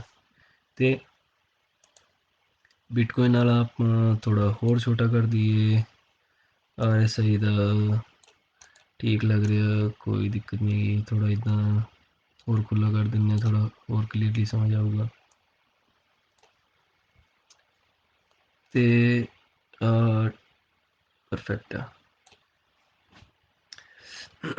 ਹੁਣ ਮੈਂ ਦੇਖਿਆ ਹੈ ਨਾ, ਮੈਂ ਅਗਰ RSI ਦਾ ਮੈਨੂੰ ਕੁਛ ਨਹੀਂ ਪਤਾ, ਮੈਂ RSI ਦੇਖ ਰਿਹਾ ਕਿ RSI ਹੁੰਦਾ ਕੀ ਹੈ ਕੀ ਨਹੀਂ ਹੁੰਦਾ। ਤੇ RSI ਹੁੰਦਾ ਹੈ ਆਪਾਂ ਨੂੰ ਬੇਸਿਕਲੀ ਸਪੋਰਟ ਐਂਡ ਰੈਜ਼ਿਸਟੈਂਸ ਦੱਸਦਾ, ਤੇ ਜਿਹੜਾ 100 ਵਾਲਾ ਜ਼ੋਨ ਹੁੰਦਾ, ਆਹ ਚੀਜ਼ਾਂ ਹੈਗੀਆਂ ਤੁਹਾਨੂੰ ਯਾਦ ਕਰਨੀਆਂ ਪੈਣੀਆਂ। ਜਿਹੜਾ 100 ਦਾ ਜ਼ੋਨ ਹੁੰਦਾ, ਜਦੋਂ RSI 70 ਦੇ ਜ਼ੋਨ ਨੂੰ ਕ੍ਰੋਸ ਕਰਕੇ ਉੱਤੇ ਪਹੁੰਚ ਜਾਂਦਾ, ਉਹਨੂੰ ਆਪਾਂ ਕਹਿੰਦੇ ਆ ਓਵਰ ਪਰਚੇਜ਼ਡ। ਕਿ ਜਿਹੜਾ ਸਟੋਕ ਆ ਤੁਹਾਡਾ ਜਾਂ ਜਿਹੜੀ ਕ੍ਰਿਪਟੋ ਕਰੰਸੀ ਦਾ ਕੋਈ ਵੀ ਐਸੇਟ ਆ ਤੁਹਾਡਾ ਬਹੁਤ ਜ਼ਿਆਦਾ ਪਰਚੇਜ਼ ਹੋ ਚੁੱਕਿਆ। ਤੇ ਅਗਰ ਮੈਂ ਉਹੀ ਸੇਮ ਆਵਾਂ ਥੱਲੇ, ਅਗਰ ਮੈਂ 20 ਤੋਂ ਆ ਰਿਹਾ ਇੱਧਰ, 20 ਤੋਂ ਬਿਲੋ ਜਾਵਾਂ ਜਾਂ ਇੱਧਰ ਆ ਗਿਆ, ਆਹ ਪ੍ਰਾਈਸ ਹੁੰਦਾ ਓਵਰ ਸੋਲਡ। ਤੇ ਸਭ ਤੋਂ ਮੇਨ ਤੇ ਇੰਪੋਰਟੈਂਟ ਗੱਲ ਆ, ਜਿੱਧਰ ਓਵਰ ਪਰਚੇਜ਼ਡ ਹੋ ਗਿਆ ਮੈਂ ਉੱਧਰ ਥੋੜੀ ਜਾ ਕੇ ਬਾਈ ਕਰੂੰਗਾ। ਓਵਰ ਪਰਚੇਜ਼ ਦਾ ਕੀ ਮਤਲਬ ਹੈ ਕਿ ਉਹਦਾ ਪ੍ਰਾਈਸ ਉੱਤੇ ਜਾ ਰਿਹਾ, ਮੈਂ ਉੱਤੇ ਥੋੜੀ ਬਾਈ ਕਰੂੰਗਾ।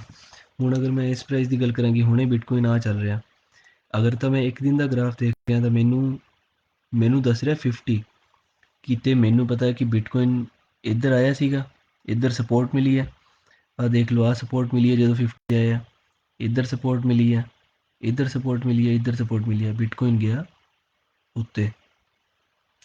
ਆਹ ਤਾਂ ਦੱਸ ਰਿਹਾ ਡੇ ਦਾ ਗ੍ਰਾਫ। ਅਗਰ ਆਪਾਂ ਲੌਂਗ ਟਰਮ ਦੇਖੀਏ, ਮੈਂ ਦੇਖਦਾ 4 ਆਵਰ 'ਚ ਕੀ ਦੱਸ ਰਿਹਾ ਮੈਨੂੰ, ਜਾਂ ਅਗਰ ਮੈਂ 1 ਆਵਰ ਦੇਖੂੰਗਾ ਤਾਂ ਆਹ ਦੱਸ ਰਿਹਾ ਹੋਣਾ ਕਿ ਲਾਸਟ 1 ਆਵਰ 'ਚ ਜਿਹੜੀਆਂ ਲਾਸਟ 1 ਆਵਰ ਦੀਆਂ 4 ਕੈਂਡਲਸ ਹੈਗੀਆਂ, ਉਹਦੇ 'ਚ ਬਿਟਕੋਇਨ ਕੀ ਹੋ ਰਿਹਾ, ਓਵਰ ਸੋਲਡ। ਤੇ ਓਵਰ ਸੋਲਡ ਬਿਟਕੋਇਨ ਕਦੋਂ ਹੁੰਦਾ, ਜਦੋਂ ਬਿਟਕੋਇਨ ਦਾ ਪ੍ਰਾਈਸ ਗਿਰਦਾ, ਜਾਂ ਕੋਈ ਵੀ ਕਰੰਸੀ ਜਾਂ ਕੋਈ ਵੀ ਸਟੋਕ ਜਾਂ ਕੋਈ ਵੀ ਉਹਦਾ ਐਸੈਟ ਦਾ ਪ੍ਰਾਈਸ ਗਿਰਦਾ। ਕਦੋਂ ਗਿਰਦਾ, ਜਦੋਂ ਉਹ ਹੁੰਦਾ ਓਵਰ ਸੋਲਡ। ਤੇ ਉਹੀ ਸੇਮ ਚੀਜ਼ ਬਿਟਕੋਇਨ ਆ ਰਿਹਾ, ਕਿੰਨਾ ਸੀਗਾ 40, ਤੇ ਹੁਣ ਕਿੰਨਾ 38 ਤੱਕ ਆਇਆ। ਤੇ ਉਹੀ ਸੇਮ ਇਨਫੋਰਮੇਸ਼ਨ ਮੈਨੂੰ ਦਿੱਤੀ RSI ਨੇ ਕਿ ਆ ਸੀਗਾ 56 ਤੋਂ ਆਇਆ ਥੱਲੇ। ਤਾਂ ਹੁਣ ਮੈਨੂੰ ਇਹਦੇ ਤੇ ਪਤਾ ਲੱਗ ਰਿਹਾ ਹੈ ਨਾ, ਮੈਂ ਇਹਦੇ 'ਚ ਅਗਰ ਮੈਂ ਇਹਦਾ ਨੋਰਮਲ ਕਰਾਂ ਚੈੱਕ, ਤਾਂ ਮੈਨੂੰ ਆਹ ਚੀਜ਼ ਪਤਾ ਲੱਗੂਗੀ ਇੱਧਰ ਕਿ ਜਦੋਂ ਆ ਰਹੀ ਪ੍ਰਾਈਸ ਲਾਈਨ, ਅਗਰ ਮੈਂ 1 ਆਵਰ ਦਾ ਗ੍ਰਾਫ ਦੇਖੀਏ ਨਾ, ਲਾਸਟ 14 ਕੈਂਡਲਸ ਮਿਲਾ ਕੇ, ਕਿ ਜਦੋਂ ਇਹਦੀ RSI ਦੀ ਸਟਰੈਂਥ ਆਈ ਹੈ ਇਸ ਲੈਵਲ ਤੇ, ਆ ਕਿੰਨਾ 42 ਤੇ, ਉਦੋਂ ਗ੍ਰਾਫ ਬਾਊਂਸ ਬੈਕ ਕੀਤਾ। ਆ ਦੇਖੋ ਅਰਾਊਂਡ 42 ਵਾਲੀ, ਇਹ ਆ ਬਾਊਂਸ ਬੈਕ ਕੀਤਾ, ਆ ਬਾਊਂਸ ਬੈਕ ਕੀਤਾ, ਛੋਟੇ ਬਾਊਂਸ ਬੈਕ ਚੱਲ ਰਹੇ ਆ। 42 39 'ਚ ਆ ਬਾਊਂਸ ਬੈਕ ਕੀਤਾ। ਤੇ ਮੈਂ ਜਦੋਂ ਦੇਖਿਆ, ਜਦੋਂ ਕੋਇਨ ਦਾ ਪ੍ਰਾਈਸ 20 ਤੋਂ ਥੱਲੇ ਆਇਆ ਤਾਂ ਇਹਨੇ ਬਹੁਤ ਲੰਬਾ ਬਾਊਂਸ ਬੈਕ ਕੀਤਾ। ਤਾਂ ਮੇਰੀ ਸਟ੍ਰੈਟਜੀ ਕੀ ਹੋਣੀ ਚਾਹੀਦੀ ਹੈ ਕਿ ਜਦੋਂ ਕੋਇਨ ਦਾ ਪ੍ਰਾਈਸ ਜਾਂ ਕੋਇਨ ਦਾ RSI 30 ਤੋਂ ਥੱਲੇ ਚੱਲ ਰਿਹਾ, ਮੇਰਾ ਉਸ ਟਾਈਮ ਪਰਚੇਜ਼ਿੰਗ ਹੋਣਾ ਚਾਹੀਦਾ ਕਿ ਮੈਂ ਉਸ ਟਾਈਮ ਤੇ ਪਰਚੇਜ਼ ਕਰਾਂ, ਕਿਉਂਕਿ ਸਟੋਕ ਦਾ ਪ੍ਰਾਈਸ ਬਹੁਤ ਜ਼ਿਆਦਾ ਘੱਟ ਹੈ ਜਾਂ ਸ਼ੇਅਰ ਦਾ ਪ੍ਰਾਈਸ ਬਹੁਤ ਘੱਟ ਹੈ, ਉੱਧਰ ਮੈਂ ਪਰਚੇਜ਼ਿੰਗ ਕਰਨੀ ਹੈ ਕਿਉਂਕਿ ਓਵਰ ਸੋਲਡ ਹੋ ਰਿਹਾ। ਪਰ ਆਪਾਂ ਟਾਈਮ ਫਰੇਮ ਬਹੁਤ ਜ਼ਿਆਦਾ ਇੰਪੋਰਟੈਂਟ ਰੱਖਣਾ। ਹੁਣ 1 ਆਵਰ 'ਚ ਅਗਰ ਮੈਂ ਲਾਸਟ 4 ਕੈਂਡਲਸ ਦੇ ਬਾਰੇ ਦੇਖਾਂਗਾ ਤਾਂ ਉਹ ਤਾਂ ਸਿਰਫ ਇੱਕ ਦਿਨ ਦੀ ਇਨਫੋਰਮੇਸ਼ਨ ਦਊਗਾ ਮੈਨੂੰ, ਇੱਕ ਦਿਨ ਦੇ 14 ਘੰਟੇ ਦੀ। ਅਗਰ ਮੈਂ 4 ਆਵਰ ਦੀ ਦੇਖੂੰਗਾ ਤਾਂ ਇੱਕ ਕੈਂਡਲ ਅਗਰ 4 ਆਵਰ ਦੀ ਹੈ ਤਾਂ ਮੈਨੂੰ 4 ਆਵਰ ਲਈ 14 ਕੈਂਡਲ ਦੀ ਇਨਫੋਰਮੇਸ਼ਨ ਦਊਗਾ। ਅਗਰ ਮੈਂ ਡੇ ਦਾ ਟਾਈਮ ਫਰੇਮ ਦੇਖਾਂ ਤਾਂ ਉਹ ਮੈਨੂੰ ਕਿੰਨੀ ਇਨਫੋਰਮੇਸ਼ਨ ਦਊਗਾ, 14 ਦਿਨਾਂ ਦੀ ਇਨਫੋਰਮੇਸ਼ਨ ਦਊਗਾ ਉਹ ਛੋਟਾ ਜਿਹਾ। ਜਿਸ ਪੁਆਇੰਟ 'ਤੇ ਮੈਂ ਉਂਗਲੀ ਰੱਖ ਰਿਹਾ, ਤਾਂ ਲਾਸਟ ਵਾਲੇ ਮੈਨੂੰ 14 ਡੇਜ਼ ਦੀ ਇਨਫੋਰਮੇਸ਼ਨ ਦੇਣਗੇ ਕਿ 14 ਡੇਜ਼ ਦੇ ਅਕੋਰਡਿੰਗ ਗ੍ਰਾਫ ਆ ਚੱਲ ਰਿਹਾ। ਅਗਰ ਮੈਂ ਇੱਧਰ ਦੇਖਾਂ, ਇੱਧਰ ਓਵਰ ਪਰਚੇਜ਼ ਹੋ ਗਿਆ ਸੀਗਾ ਜਦੋਂ ਮਾਰਕੀਟ ਡੰਪ ਹੋਣੀ ਸ਼ੁਰੂ ਹੋਈ, ਉਸ ਤੋਂ ਬਾਅਦ ਇਹਨਾਂ ਨੇ ਪ੍ਰਾਈਸ ਗਿਰਾਇਆ ਜਦੋਂ ਪ੍ਰਾਈਸ ਜਮਾਂ ਥੱਲੇ ਆ ਗਿਆ ਸੀਗਾ।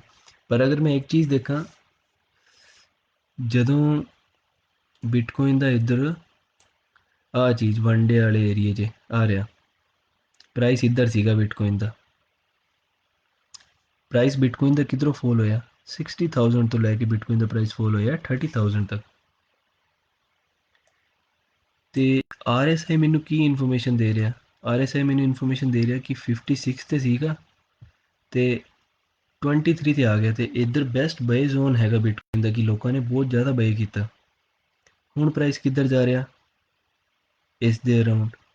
ਹੁਣ ਅਗਰ ਪ੍ਰਾਈਸ ਥੱਲੇ ਹੁੰਦਾ ਤਾਂ ਜਦੋਂ ਪ੍ਰਾਈਸ ਇੱਧਰ ਆਊਗਾ ਮੈਨੂੰ ਕੀ ਕਰਨੀ ਚਾਹੀਦੀ ਹੈ, ਮੈਨੂੰ ਕਰਨੀ ਚਾਹੀਦੀ ਹੈ ਪਰਚੇਜ਼ਿੰਗ। ਮੈਨੂੰ ਇੱਕ ਵਾਰੀ ਕਮੈਂਟ ਸੈਕਸ਼ਨ 'ਚ ਦੱਸ ਦਿਓ ਕਿ ਕੁਛ ਕਲੀਅਰ ਹੋ ਰਿਹਾ ਇਸ ਇੰਡੀਕੇਟਰ ਬਾਰੇ ਜਾਂ ਨਹੀਂ ਹੋ ਰਿਹਾ। ਯੈਸ ਔਰ ਨੋ।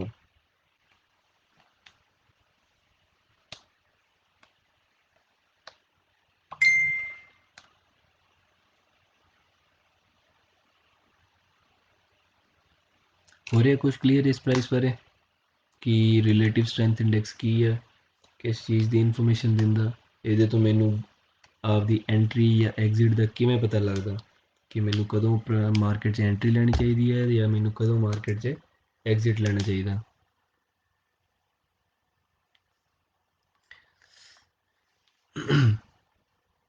ਗੁੱਡ। ਅਤੇ ਹੁਣ ਮੈਨੂੰ ਮੇਰੀ ਆਹ ਸਟ੍ਰੈਟਜੀ ਅਗਰ ਮੈਂ ਜਦੋਂ ਵੀ RSI ਦਾ ਦੇਖਦਾ, ਅਗਰ ਤਾਂ ਮੈਂ ਸ਼ੋਰਟ ਟ੍ਰੇਡਿੰਗ ਕਰਨੀ ਹੈ ਨਾ, ਮੇਰੀ ਇੰਟਰਾਡੇ ਟ੍ਰੇਡਿੰਗ ਹੈ, ਮੈਂ ਸਕੈਰੀ ਨਹੀਂ ਗੀ 5 ਮਿੰਟ 'ਚ ਮੈਂ ਖਰੀਦਣੇ ਆ ਤਾਂ 5-10 ਮਿੰਟਾਂ ਬਾਅਦ ਮੈਂ ਵੇਚ ਦੇਣਾ। ਹੁਣ ਆਹ ਹੈਗੀ 5 ਮਿੰਟਾਂ ਦੀ ਇਨਫੋਰਮੇਸ਼ਨ, ਮੈਂ ਇੱਧਰ ਬਾਏ ਕਰੂੰਗਾ, ਅਗਰ 5-5 ਮਿੰਟ ਤੇ ਦੇਖਾਂ ਤਾਂ ਅਗਰ 14 ਕੈਂਡਲਸ ਦਾ ਜੋ ਵੀ ਹਿਸਾਬ ਆ ਇੱਧਰ ਤੱਕ ਪਹੁੰਚ ਗਿਆ ਤਾਂ ਮਤਲਬ ਆਪਾਂ ਨੂੰ ਦੇਖ ਰਿਹਾ ਕਿ ਅਗਰ ਥੱਲੇ ਟਾਈਮ ਫਰੇਮ ਦੇਖੀਏ ਨਾ, ਆਹ ਥੱਲੇ ਟਾਈਮ ਫਰੇਮ ਦਿੱਤਾ ਹੋਇਆ ਇਹਦਾ, ਆਹ 6 ਵਜੇ, ਆਹ 12 ਵਜੇ, ਆਹ 18, ਅਤੇ ਅਗਰ ਮੈਂ ਦੇਖਾਂ, ਅਗਰ ਮੈਂ ਸਕੈਲਪਿੰਗ ਕਰੀ ਜਾਂਦਾ, ਮੇਰੀ ਸਕੈਲਪਿੰਗ ਦੀ ਸਟ੍ਰੈਟਜੀ ਹੈ ਕਿ ਮੈਨੂੰ ਜ਼ਿਆਦਾ ਰਹਿਣਾ ਹੀ ਨਹੀਂ, ਮੈਨੂੰ ਇੱਕ ਟਰੇ 'ਚ ਮੈਨੂੰ ਜਾਂ ਪ੍ਰੋਫਿਟ ਲੈ ਕੇ ਉੱਠਣਾ ਜਾਂ ਲੋਸ ਲੈ ਕੇ ਉੱਠਣਾ, ਉਹਦਾ ਕੋਈ ਸੀਨ ਨਹੀਂ ਗਾ। ਮੈਂ ਦੇਖਾਂ ਕਿ ਰਾਤ ਨੂੰ ਆ ਰਿਹਾ ਕਿੰਨੇ ਵਜੇ, 18:05 'ਤੇ ਸ਼ੇਅਰ ਸੀਗੇ ਬਹੁਤ ਜ਼ਿਆਦਾ ਓਵਰਸੋਲਡ ਹੋ ਚੁੱਕੇ, ਮਤਲਬ ਓਵਰ ਪਰਚੇਜ਼ ਹੋ ਚੁੱਕੇ ਸੀਗੇ, ਅਤੇ ਕਿੰਨੀ ਦੇਰ 'ਚ ਥੱਲੇ ਆ ਗਏ, 1.5 ਘੰਟੇ 'ਚ, ਸਿਰਫ ਔਰ ਸਿਰਫ 1.5 ਘੰਟੇ 'ਚ 26 'ਤੇ ਆ ਗਿਆ। ਹੁਣ ਮੈਨੂੰ ਪਤਾ 26 'ਤੇ ਮੈਨੂੰ ਬਾਇੰਗ ਕਰਨੀ ਚਾਹੀਦੀ ਸੀਗੀ, ਮੇਰਾ ਪ੍ਰਾਈਸ, ਮੇਰਾ ਐਂਟਰੀ ਲੈਵਲ ਕੀ ਹੋਊਗਾ, ਮੇਰਾ ਐਂਟਰੀ ਲੈਵਲ ਆ ਗਿਆ 26, ਅਤੇ ਉਸ 26 ਤੋਂ ਹੁਣ ਇਹਨੇ ਅਪ ਕਿੰਨੇ ਟਾਈਮ 'ਚ ਲਿੱਤਾ, ਆਹ 8 ਵਜੇ ਸੀਗਾ ਮੇਰਾ ਗ੍ਰਾਫ ਮੇਰੇ ਬਾਇੰਗ ਪ੍ਰਾਈਸ 'ਤੇ, ਅਤੇ ਆ ਉੱਤੇ ਗਿਆ ਰਾਤ ਦੇ 11 ਵਜੇ ਯਸ 12 ਵਜੇ ਦੇ ਅਰਾਊਂਡ ਆ ਉੱਤੇ ਪਹੁੰਚ ਗਿਆ। ਮੈਨੂੰ ਆਪਦਾ, ਮੈਂ ਇੱਧਰ ਐਗਜ਼ਿਟ ਕਰਤਾ, ਮੈਂ ਆਪ ਪ੍ਰੋਫਿਟ ਲੈ ਲਿਆ 2%, 5%, 3%, ਜਿੰਨਾ ਵੀ ਪ੍ਰੋਫਿਟ ਲੈ ਕੇ ਮੈਂ ਉੱਠ ਗਿਆ, ਮੈਂ ਫ੍ਰੀ ਹੋ ਗਿਆ। ਹੁਣ ਸੇਮ ਚੀਜ਼ ਅਗਰ ਹੁਣ ਮੈਨੂੰ ਆਹ ਚੀਜ਼ ਪਤਾ ਹੋਣੀ ਚਾਹੀਦੀ ਹੈ ਕਿ ਆਪਾਂ ਦੇਖੀਏ ਕਿ ਅਗਰ ਐਗਜ਼ਿਟ ਕਦੋਂ ਲੈਣਾ ਹੈ ਨਾ, ਤਾਂ ਮੇਨ ਚੀਜ਼ ਆ ਹੋਣੀ ਚਾਹੀਦੀ ਹੈ ਕਿ 50 ਤੋਂ ਪਲੱਸ ਐਗਜ਼ਿਟ ਲੈਣਾ। ਜਾਂ ਦੇਖੋ ਗਰੀਡ ਹੁੰਦੀ ਹੈ, ਆਪਣੀ ਗਰੀਡ ਤਾਂ ਕਦੇ ਉਹ ਸੈਟਿਸਫਾਈ ਨਹੀਂ ਹੁੰਦੀ, ਉਹ ਆਪਾਂ ਨੂੰ ਹਮੇਸ਼ਾ ਕਰਨਾ ਪਊਗਾ। ਹਾਂ 70 ਤੱਕ ਹੁੰਦਾ ਓਵਰ ਪਰਚੇਜ਼, ਅਤੇ 70 ਤੋਂ ਉੱਤੇ ਹੁੰਦਾ ਬਹੁਤ ਹੀ ਜ਼ਿਆਦਾ ਪਰਚੇਜ਼ਡ, ਅਤੇ 20 'ਤੇ ਹੁੰਦਾ ਓਵਰਸੋਲਡ, ਅਤੇ 20 ਤੋਂ ਥੱਲੇ ਹੁੰਦਾ ਉਹ ਤੋਂ ਵੀ ਜ਼ਿਆਦਾ ਓਵਰ ਤੋਂ ਵੀ ਓਵਰਸੋਲਡ। ਮਤਲਬ ਆਪਾਂ 20 ਤੋਂ ਥੱਲੇ ਜਿਹੜਾ ਵੀ ਅਗਰ ਆਪਾਂ ਲਵਾਂਗੇ ਤਾਂ ਆਪਾਂ ਪ੍ਰੋਫਿਟ 'ਚ ਹੀ ਉੱਠਾਂਗੇ, ਬਟ ਸਟਿਲ ਡਿਪੈਂਡ ਕਰਦਾ ਕਿ ਤੁਸੀਂ ਕਿਹੜਾ ਟਾਈਮ ਫਰੇਮ ਚੂਜ਼ ਕਰੀ ਜਾਂਦੇ ਹੋ, ਤੁਸੀਂ ਕਦੋਂ ਟ੍ਰੇਡਿੰਗ ਕਰਨੀ ਹੈ, ਕਿਹੜਾ ਹਿਸਾਬ ਆ, ਤੁਸੀਂ ਸਵਿੰਗ ਟ੍ਰੇਡਰ ਹੋਏ, ਤੁਸੀਂ ਇੰਟਰਡੇ ਟ੍ਰੇਡਰ ਹੋ, ਤੁਹਾਡੇ 'ਤੇ ਆਪ 'ਤੇ ਡਿਪੈਂਡ ਕਰਦਾ। ਇੱਕ ਮਿੰਟ ਪਾਣੀ ਪੀ ਲਈਏ।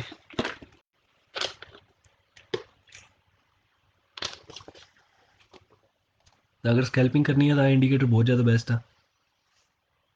14 ਦੀ ਆਹ ਸੈਟਿੰਗਸ ਤੁਹਾਨੂੰ ਚੇਂਜ ਕਰਨ ਦੀ ਕੋਈ ਲੋੜ ਨਹੀਂ, ਤੁਸੀਂ ਆਪਦਾ ਬੈਕਗਰਾਊਂਡ ਵਗੈਰਾ ਵੀ ਚੇਂਜ ਕਰ ਸਕਦੇ ਹੋ। ਮੈਨੂੰ ਤਾਂ ਯੈਲੋ ਅਤੇ ਵੋਇਲਟ ਮੈਨੂੰ ਜ਼ਿਆਦਾ ਵਧੀਆ ਲੱਗਦਾ, ਤਾਂ ਮੈਂ ਆਹ ਹੀ ਰੱਖਦਾ ਹੁੰਦਾ। ਅਗਰ ਤੁਸੀਂ ਆਪਦਾ ਇੰਡੀਕੇਟਰ ਸੈਟਿੰਗ ਕਰਨੀ ਹੈ ਤਾਂ ਤੁਸੀਂ ਆਪਦਾ ਲੈਂਥ ਰੱਖ ਸਕਦੇ ਹੋ 14। ਟਾਈਮ ਫਰੇਮ ਸੇਮ ਚਾਰਟ ਦੀ ਟਾਈਮ ਫਰੇਮ ਉੱਤੇ ਦਿੱਤੀਆਂ ਹੋਈਆਂ, ਮੈਂ ਆਪਦੀਆਂ ਸਿਲੈਕਟ ਕੀਤੀਆਂ ਹੋਈਆਂ, ਫੇਵਰੇਟ ਕੀਤੀਆਂ ਹੋਈਆਂ, ਤੁਸੀਂ ਆਪਦੀ ਆਪ ਕਰਕੇ ਰੱਖ ਸਕਦੇ ਹੋ। ਹੁਣ RSI 'ਚ ਮੈਨੂੰ ਕਮੈਂਟ ਸੈਕਸ਼ਨ 'ਚ ਦੱਸੋ ਕਿ ਅਗਰ ਕੋਈ ਪ੍ਰੋਬਲਮ ਆ ਰਹੀ ਹੈ RSI 'ਚ, ਤਾਂ ਦੱਸੋ कि RSI समझ नहीं आ रहा, की दिक्कत है, की चीज़ समझ नहीं आई RSI से, फटाफट से कमेंट करके बताइए। अगर वैसे कोई समझ नहीं आ रहा है ग्रुप पे पोस्ट करो।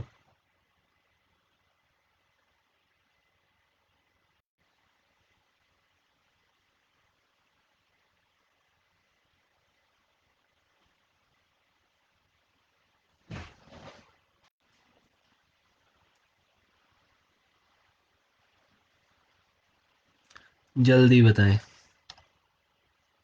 क्लियर हो गया RSI या अभी कसर है? तो अज आप सिर्फ एक ही इंडीकेटर करांगे, बाकी इंडीकेटर आप बाकी इंडीकेटर देखेंगे। EMA ਆ ਚੀਜ਼ਾਂ ਤੁਹਾਨੂੰ ਇੱਕ ਵਾਰੀ ਮੈਂ ਆ ਵੀ ਸੇਮ ਇੰਡੀਕੇਟਰ ਹੈਗੇ, ਪਰ ਆ ਤੁਹਾਨੂੰ ਅਗਲੀ ਕਲਾਸ 'ਚ ਦੱਸੂੰਗਾ। ਆਪਾਂ ਇਹਦੇ ਆਹ ਸਭ ਤੋਂ ਬੈਸਟ ਲੱਗਦਾ ਮੈਨੂੰ ਟ੍ਰੇਡਿੰਗ ਵਿਊ, ਅਗਰ ਤੁਸੀਂ ਡਰਾਇੰਗ ਵਗੈਰਾ ਕਰਨੀ ਹੈ। ਅਗਰ ਵੈਸੇ ਵੀ ਤੁਸੀਂ ਆਉਣਾ ਤਾਂ ਪਹਿਲਾਂ ਇਹਦੇ 'ਤੇ ਗਏ ਆਪਾਂ ਬਰਾਊਜ਼ਰ 'ਤੇ ਜਾ ਕੇ ਬਾਇਨੈਂਸ ਦਾ ਗ੍ਰਾਫ ਖੋਲ੍ਹਿਆ। ਗ੍ਰਾਫ 'ਚ ਆ ਸਿਸਟਮ ਆਊਗਾ, ਓਰੀਜਨਲ ਆ ਗਿਆ ਆਪਣਾ। ਮੈਂ ਇੱਧਰ ਵੀ ਜਾ ਕੇ ਡਰਾਇੰਗ ਕਰ ਸਕਦਾ ਹਾਂ, ਮੈਨੂੰ ਇਹਨੇ ਟ੍ਰੇਡਿੰਗ ਵੀ ਦੱਸਦਾ, ਮੈਂ ਇੱਧਰ ਵੀ ਡਰਾਇੰਗ ਕਰ ਸਕਦਾ। ਹੁਣ ਮੈਨੂੰ ਸਮਝ ਨਹੀਂ ਆਉਂਦਾ EMA ਕੀ ਆ, ਮੈਂ ਇਹ ਸਾਰੇ ਕੱਟਤੇ। ਮੈਨੂੰ ਸਿਰਫ ਇੰਨਾ ਪਤਾ ਕਿ ਜਿੱਧਰ ਕੈਂਡਲ ਰੁਕ ਰਹੀ ਆ ਉਹ ਮੇਰੀ ਹੈਗੀ ਹੈ ਰੈਜ਼ਿਸਟੈਂਸ, ਅਤੇ ਜਿੱਧਰੋਂ ਕੈਂਡਲ ਉੱਤੇ ਜਾ ਰਹੀ ਹੈ ਉਹ ਮੇਰੀ ਹੈਗੀ ਹੈ ਸਪੋਰਟ। ਅਤੇ ਅਗਰ ਮੈਂ ਇੱਧਰ ਜਾ ਕੇ ਆਪਦਾ ਬਣਾਵਾਂ ਕੀ ਸੀਨ ਆ ਕੀ ਨਹੀਂ ਗਾ, ਤਾਂ ਮੈਂ ਆਰਾਮ ਨਾਲ ਡਰਾਇੰਗ ਕਰ ਸਕਦਾ ਇੱਧਰ। ਮੈਂ ਦੇਖਿਆ ਕਿ ਆਹ ਜ਼ੋਨ ਆ, ਇਹਦੇ ਤੋਂ ਕੈਂਡਲ ਉੱਤੇ ਜਾ ਰਹੀ ਹੈ, ਇਹਨੇ ਇੱਧਰ ਵੀ ਉੱਤੇ ਲਿੱਤਾ, ਤਾਂ ਮੈਂ ਆ ਕੀਤੀ, ਮੈਂ ਇੱਧਰ ਲਾਈਨ ਡਰੋ ਕਰਤੀ।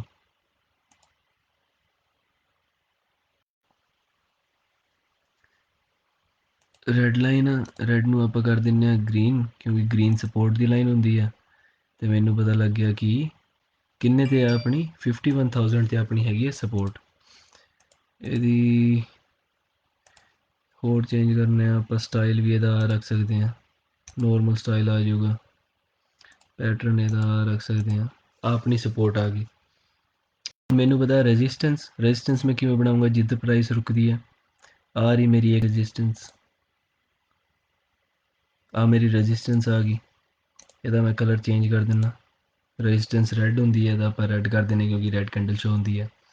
ਆ ਸੇਮ ਥੋੜ੍ਹੀ ਬਹੁਤ ਪ੍ਰੈਕਟਿਸ ਕਰੋ, ਹੋਰ ਕਲੀਅਰ ਹੋ ਜਾਊਗਾ ਰੈਜ਼ਿਸਟੈਂਸ ਅਤੇ ਸਭ ਕੁਛ। ਅਤੇ ਸਭ ਤੋਂ ਮੇਨ ਚੀਜ਼ ਜਿਹੜਾ ਹੁਣੇ ਮੈਂ ਇੰਡੀਕੇਟਰ ਦੱਸਿਆ, ਇੰਡੀਕੇਟਰ ਵੀ ਅਗਰ ਮੈਂ ਦੇਖੋ ਇੰਡੀਕੇਟਰ ਵੀ ਤੁਸੀਂ ਦੇਖ ਸਕਦੇ ਹੋ ਕਿ ਆਹ ਪ੍ਰਾਈਸ 'ਤੇ ਇਹਦੀ ਸਪੋਰਟ ਹੈਗੀ ਆ। ਜਦੋਂ 5 ਮਿੰਟ ਦੇ ਚਾਰਟ 'ਚ ਆਪਾਂ 15 ਕਰ ਦਿੰਦੇ ਹਾਂ, 30 ਮਿੰਟ ਦਾ ਵੀ ਨਹੀਂ, ਆਵਰਲੀ ਚਾਰਟ 'ਚ ਦੇਖਦੇ ਹਾਂ ਆਪਾਂ। ਆਵਰਲੀ 'ਚ ਥੋੜ੍ਹਾ ਹੋਰ ਕਲੀਅਰ ਹੋ ਜਾਊਗਾ। ਆਵਰਲੀ ਚਾਰਟ 'ਚ ਮੈਂ ਦੇਖਾਂ ਤਾਂ ਜਦੋਂ ਇਹਦੀ ਪ੍ਰਾਈਸ ਕਿੰਨੇ 'ਤੇ ਆਉਂਦੀ ਹੈ, ਆ ਰਿਹਾ ਪੁਆਇੰਟ ਇਹਦਾ 30 'ਤੇ ਆਉਂਦੀ ਹੈ, 30 'ਤੇ ਆ ਗਿਆ ਬਾਊਂਸ ਬੈਕ ਮਾਰੂਗਾ। ਪਰ ਹੁਣੀ ਆਪਾਂ ਇੱਧਰ ਦੇਖਿਆ ਹੈ ਨਾ, ਜਿਹੜਾ ਆਹ ਸਿਨੈਰੀਓ ਚੱਲ ਰਿਹਾ ਆਪਣਾ ਬਿਟਕੋਇਨ ਦਾ, ਬਿਟਕੋਇਨ 30 'ਤੇ ਆਇਆ ਨਹੀਂ ਗਾ। ਆਪਾਂ ਨੂੰ ਹੁਣ ਕੀ ਐਕਸਪੈਕਟੇਸ਼ਨ ਆ ਬਿਟਕੋਇਨ ਤੋਂ ਕਿ 30 'ਤੇ ਆਉਣਾ ਚਾਹੀਦਾ।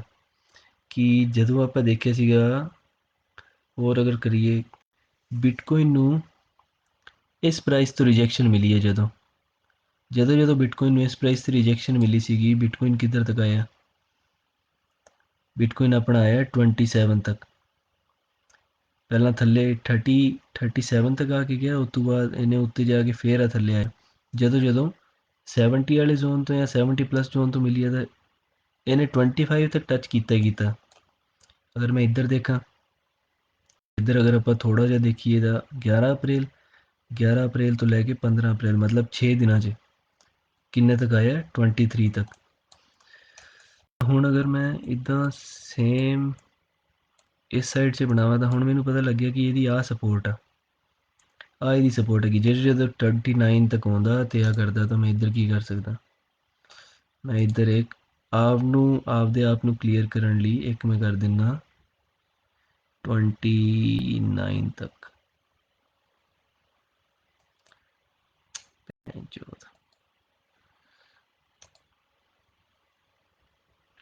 29 ਤੋਂ ਸ਼ੁਰੂ ਕੀਤਾ ਅਤੇ 29 'ਤੇ ਆ ਫਿਨਿਸ਼ ਕਰਤਾ। ਅਤੇ ਇਹਦਾ ਹੁਣ ਮੇਰੇ 'ਤੇ ਆ ਕਲਰ ਚੇਂਜ ਕਰਨਾ ਨਹੀਂ ਕਰਨਾ ਜਾਂ ਉੱਦਾਂ ਹੀ ਰੱਖਣਾ, ਕੋਈ ਉਹ ਹੈ ਨਹੀਂ ਗੀ ਲਾਈਨ।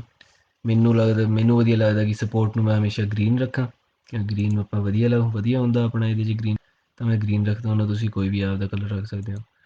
ਥਿਕਨੈਸ ਡਿਪੈਂਡ ਆ, ਜਿੰਨੀ ਰੱਖਣੀ ਹੈ ਤੁਹਾਡੇ 'ਤੇ ਆ। ਮੈਂ ਥੋੜ੍ਹੀ ਰੱਖ ਦਿੰਦਾ ਕਿ ਮੈਨੂੰ ਥੋੜ੍ਹਾ ਜ਼ਿਆਦਾ ਸਮਝ ਹੋ, ਜ਼ਿਆਦਾ ਕਲੀਅਰ ਹੋ ਜਾਏ। ਹੁਣ ਇਹਨੂੰ ਮੈਂ ਵੱਡਾ ਕਰੂੰਗਾ, ਮੈਨੂੰ ਪਤਾ ਲੱਗਿਆ ਕੀ ਆ। ਅਤੇ ਹੁਣ ਮੈਂ ਦੇਖੂੰਗਾ ਕਿ ਰੈਜ਼ਿਸਟੈਂਸ ਮੈਨੂੰ ਕਿੱਧਰ ਮਿਲੀ ਜਾਂਦੀ ਹੈ। ਰੈਜ਼ਿਸਟੈਂਸ ਮੈਂ ਦੇਖਦਾ ਜਦੋਂ 60 'ਤੇ ਆਉਂਦਾ ਤਾਂ ਬਿਟਕੋਇਨ ਹਮੇਸ਼ਾ ਸੋਲਡ ਹੁੰਦਾ। ਇੱਧਰੋਂ ਸਪੋਰਟ ਲੈ ਕੇ ਗਿਆ ਸੀਗਾ, ਇੱਧਰ ਰੈਜ਼ਿਸਟੈਂਸ ਆਇਆ 56 ਤੋਂ 60 'ਤੇ ਆਇਆ, ਇਹਨੂੰ ਰਿਜੈਕਸ਼ਨ ਮਿਲੀ, ਫਿਰ ਥੱਲੇ ਆ ਗਿਆ ਉੱਧਰ, ਫਿਰ ਇੱਧਰ ਉੱਤੇ ਗਿਆ 60 ਵਾਲੇ ਜ਼ੋਨ ਤੋਂ, ਫਿਰ ਰਿਜੈਕਸ਼ਨ ਮਿਲੀ, फिर 48 ਤੇ ਆ ਗਿਆ, ਫਿਰ ਇਹਨੇ ਟਰਾਈ ਕੀਤੀ, ਫਿਰ ਇਹਨੇ 60 ਤੋਂ ਉੱਧਰ ਜੁਆਇਨ ਲਿੱਤੀ, ਫਿਰ ਇੱਧਰੋਂ ਇਹਨੂੰ ਜ਼ਿਆਦਾ ਮਿਲੀ, ਥੋੜ੍ਹਾ ਜਿਹਾ ਧੱਕਾ ਥੋੜ੍ਹਾ ਜ਼ਿਆਦਾ ਲੱਗਿਆ ਤਾਂ 20 ਤੱਕ ਆ ਗਿਆ। ਹੁਣ 20 ਤੇ ਆ ਕੇ ਮੈਨੂੰ ਕੀ ਪਤਾ ਲੱਗਦਾ 20 ਤੇ ਆ ਕੇ ਮੈਨੂੰ ਕੀ ਕਰਨਾ ਚਾਹੀਦਾ, ਦੱਸੋ ਕਮੈਂਟ 'ਚ 20 ਤੇ ਮੈਨੂੰ ਕੀ ਕਰਨਾ ਚਾਹੀਦਾ। ਅਗਰ ਕੋਈ ਪ੍ਰਾਈਸ ਮੇਰੇ ਟਾਈਮ ਫਰੇਮ 'ਚ ਜਿਹੜਾ ਮੇਰਾ ਸਿਲੈਕਟਡ ਟਾਈਮ ਫਰੇਮ ਆ ਉਹਦੇ 20 ਤੇ ਜਾਂ 30 ਦੇ ਇਨ ਬਿਟਵੀਨ ਆ ਤਾਂ ਮੈਨੂੰ ਕੀ करना चाहिए RSI ਉਹਦਾ, कमेंट सेक्शन में बताएं।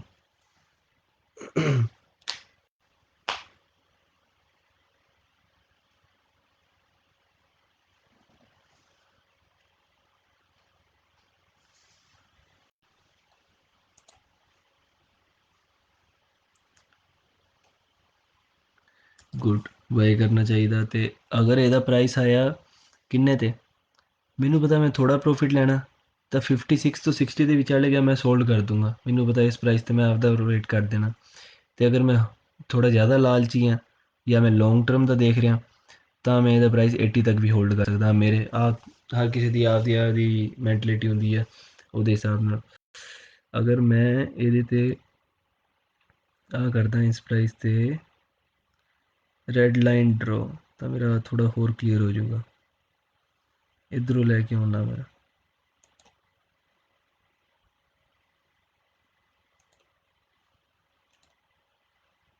ਇਹਨੇ ਮੈਨੂੰ ਇਨਫੋਰਮੇਸ਼ਨ ਦਿੱਤੀ ਹੈ ਰੈਜ਼ਿਸਟੈਂਸ ਦੀ, ਤਾਂ ਮੈਂ ਇਹਨੂੰ ਕਰ ਦਿੰਦਾ ਲਾਲ ਕਿ ਮੈਨੂੰ ਥੋੜਾ ਹੋਰ ਜ਼ਿਆਦਾ ਕਲੀਅਰ ਹੋ ਜਾਊਗਾ।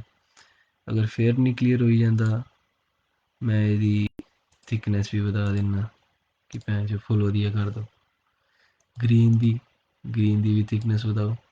ਹੁਣ ਮੈਨੂੰ ਵਧੀਆ ਸਮਝ ਆਈ ਜਾਂਦਾ ਕਿ ਜਦੋਂ ਗ੍ਰੀਨ ਲਾਈਨ ਤੇ ਆਊਗਾ ਉਦੋਂ ਗ੍ਰਾਫ ਬਾਉਂਸ ਬੈਕ ਕਰੂਗਾ, ਤੇ ਜਦੋਂ ਗ੍ਰੀਨ ਨੂੰ ਬ੍ਰੇਕ ਕਰੂਗਾ ਤਾਂ ਕਿੱਧਰ ਜਾਊਗਾ, ਆਪਦੀ ਅਗਲੀ ਰੈਜ਼ਿਸਟੈਂਸ ਤੇ, ਆਪਣੀ ਅਗਲੀ ਰੈਜ਼ਿਸਟੈਂਸ ਕੀ ਆਪਣੀ ਅਗਲੀ ਸਪੋਰਟ ਤੇ ਜਾਊਗਾ। ਤੇ ਜਦੋਂ ਰੈਡ ਲਾਈਨ ਬ੍ਰੇਕ ਕਰੂਗਾ ਆਪਦੀ ਨੈਕਸਟ ਰੈਜ਼ਿਸਟੈਂਸ ਤੇ ਜਾਊਗਾ। ਅਗਰ ਮੈਂ ਦੇਖਾਂ ਤਾਂ ਆ ਵੀ ਇਹਦੀ ਰੈਜ਼ਿਸਟੈਂਸ ਆ, ਇੱਧਰ ਜਾ ਕੇ ਵੀ ਗ੍ਰਾਫ ਮੁੜਦਾ, ਮੈਂ ਇੱਕ ਲਾਈਨ ਆ ਡਰੋ ਕਰਾਤੀ, ਆ ਮੈਨੂੰ ਇਹਨੇ ਇਨਫੋਰਮੇਸ਼ਨ ਦੇ ਦਿੱਤੀ ਆ ਰਹੀ ਇਹਦੀ ਰੈਜ਼ਿਸਟੈਂਸ ਆ ਡਰੋ ਕਰਤੀ, ਤੇ ਇੱਧਰ ਮੈਂ ਡਰੋ ਕਰਤੀ। ਤੇ ਇੱਦਾਂ ਆਪਾਂ ਦੇਖ ਸਕਦੇ ਹਾਂ ਸਪੋਰਟ ਜਾਂ ਰੈਜ਼ਿਸਟੈਂਸ ਕੀ ਹੁੰਦੀ ਹੈ ਇਹਦੀਆਂ। ਆ ਮੈਂ ਆ ਡਰੋ ਕਰਤੀ ਕਿ ਇਸ ਲਾਈਨ ਤੇ ਜਦੋਂ ਆਉਂਦਾ ਤਾਂ ਗ੍ਰਾਫ ਬਾਉਂਸ ਬੈਕ ਕਰਦਾ, ਤਾਂ ਮੇਰੀ ਆ ਗਈ support. All good, all clear आ? अगर क्लियर है तो यस कर दो, फिर आप आज द सैशन करिए ख़त्म। तो होमवर्क क्या करना कि मैटिक द चार्ट मैटिक द 4 आवरली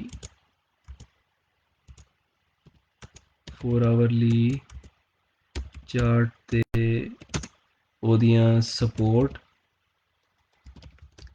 ते रेजिस्टेंस बनानी है कंप्यूटर च, सपोर्ट ते रेजिस्टेंस बनानी है मैटिक दे 4 आवरली चार्ट ते, प्लस RSI इंडिकेटर ला के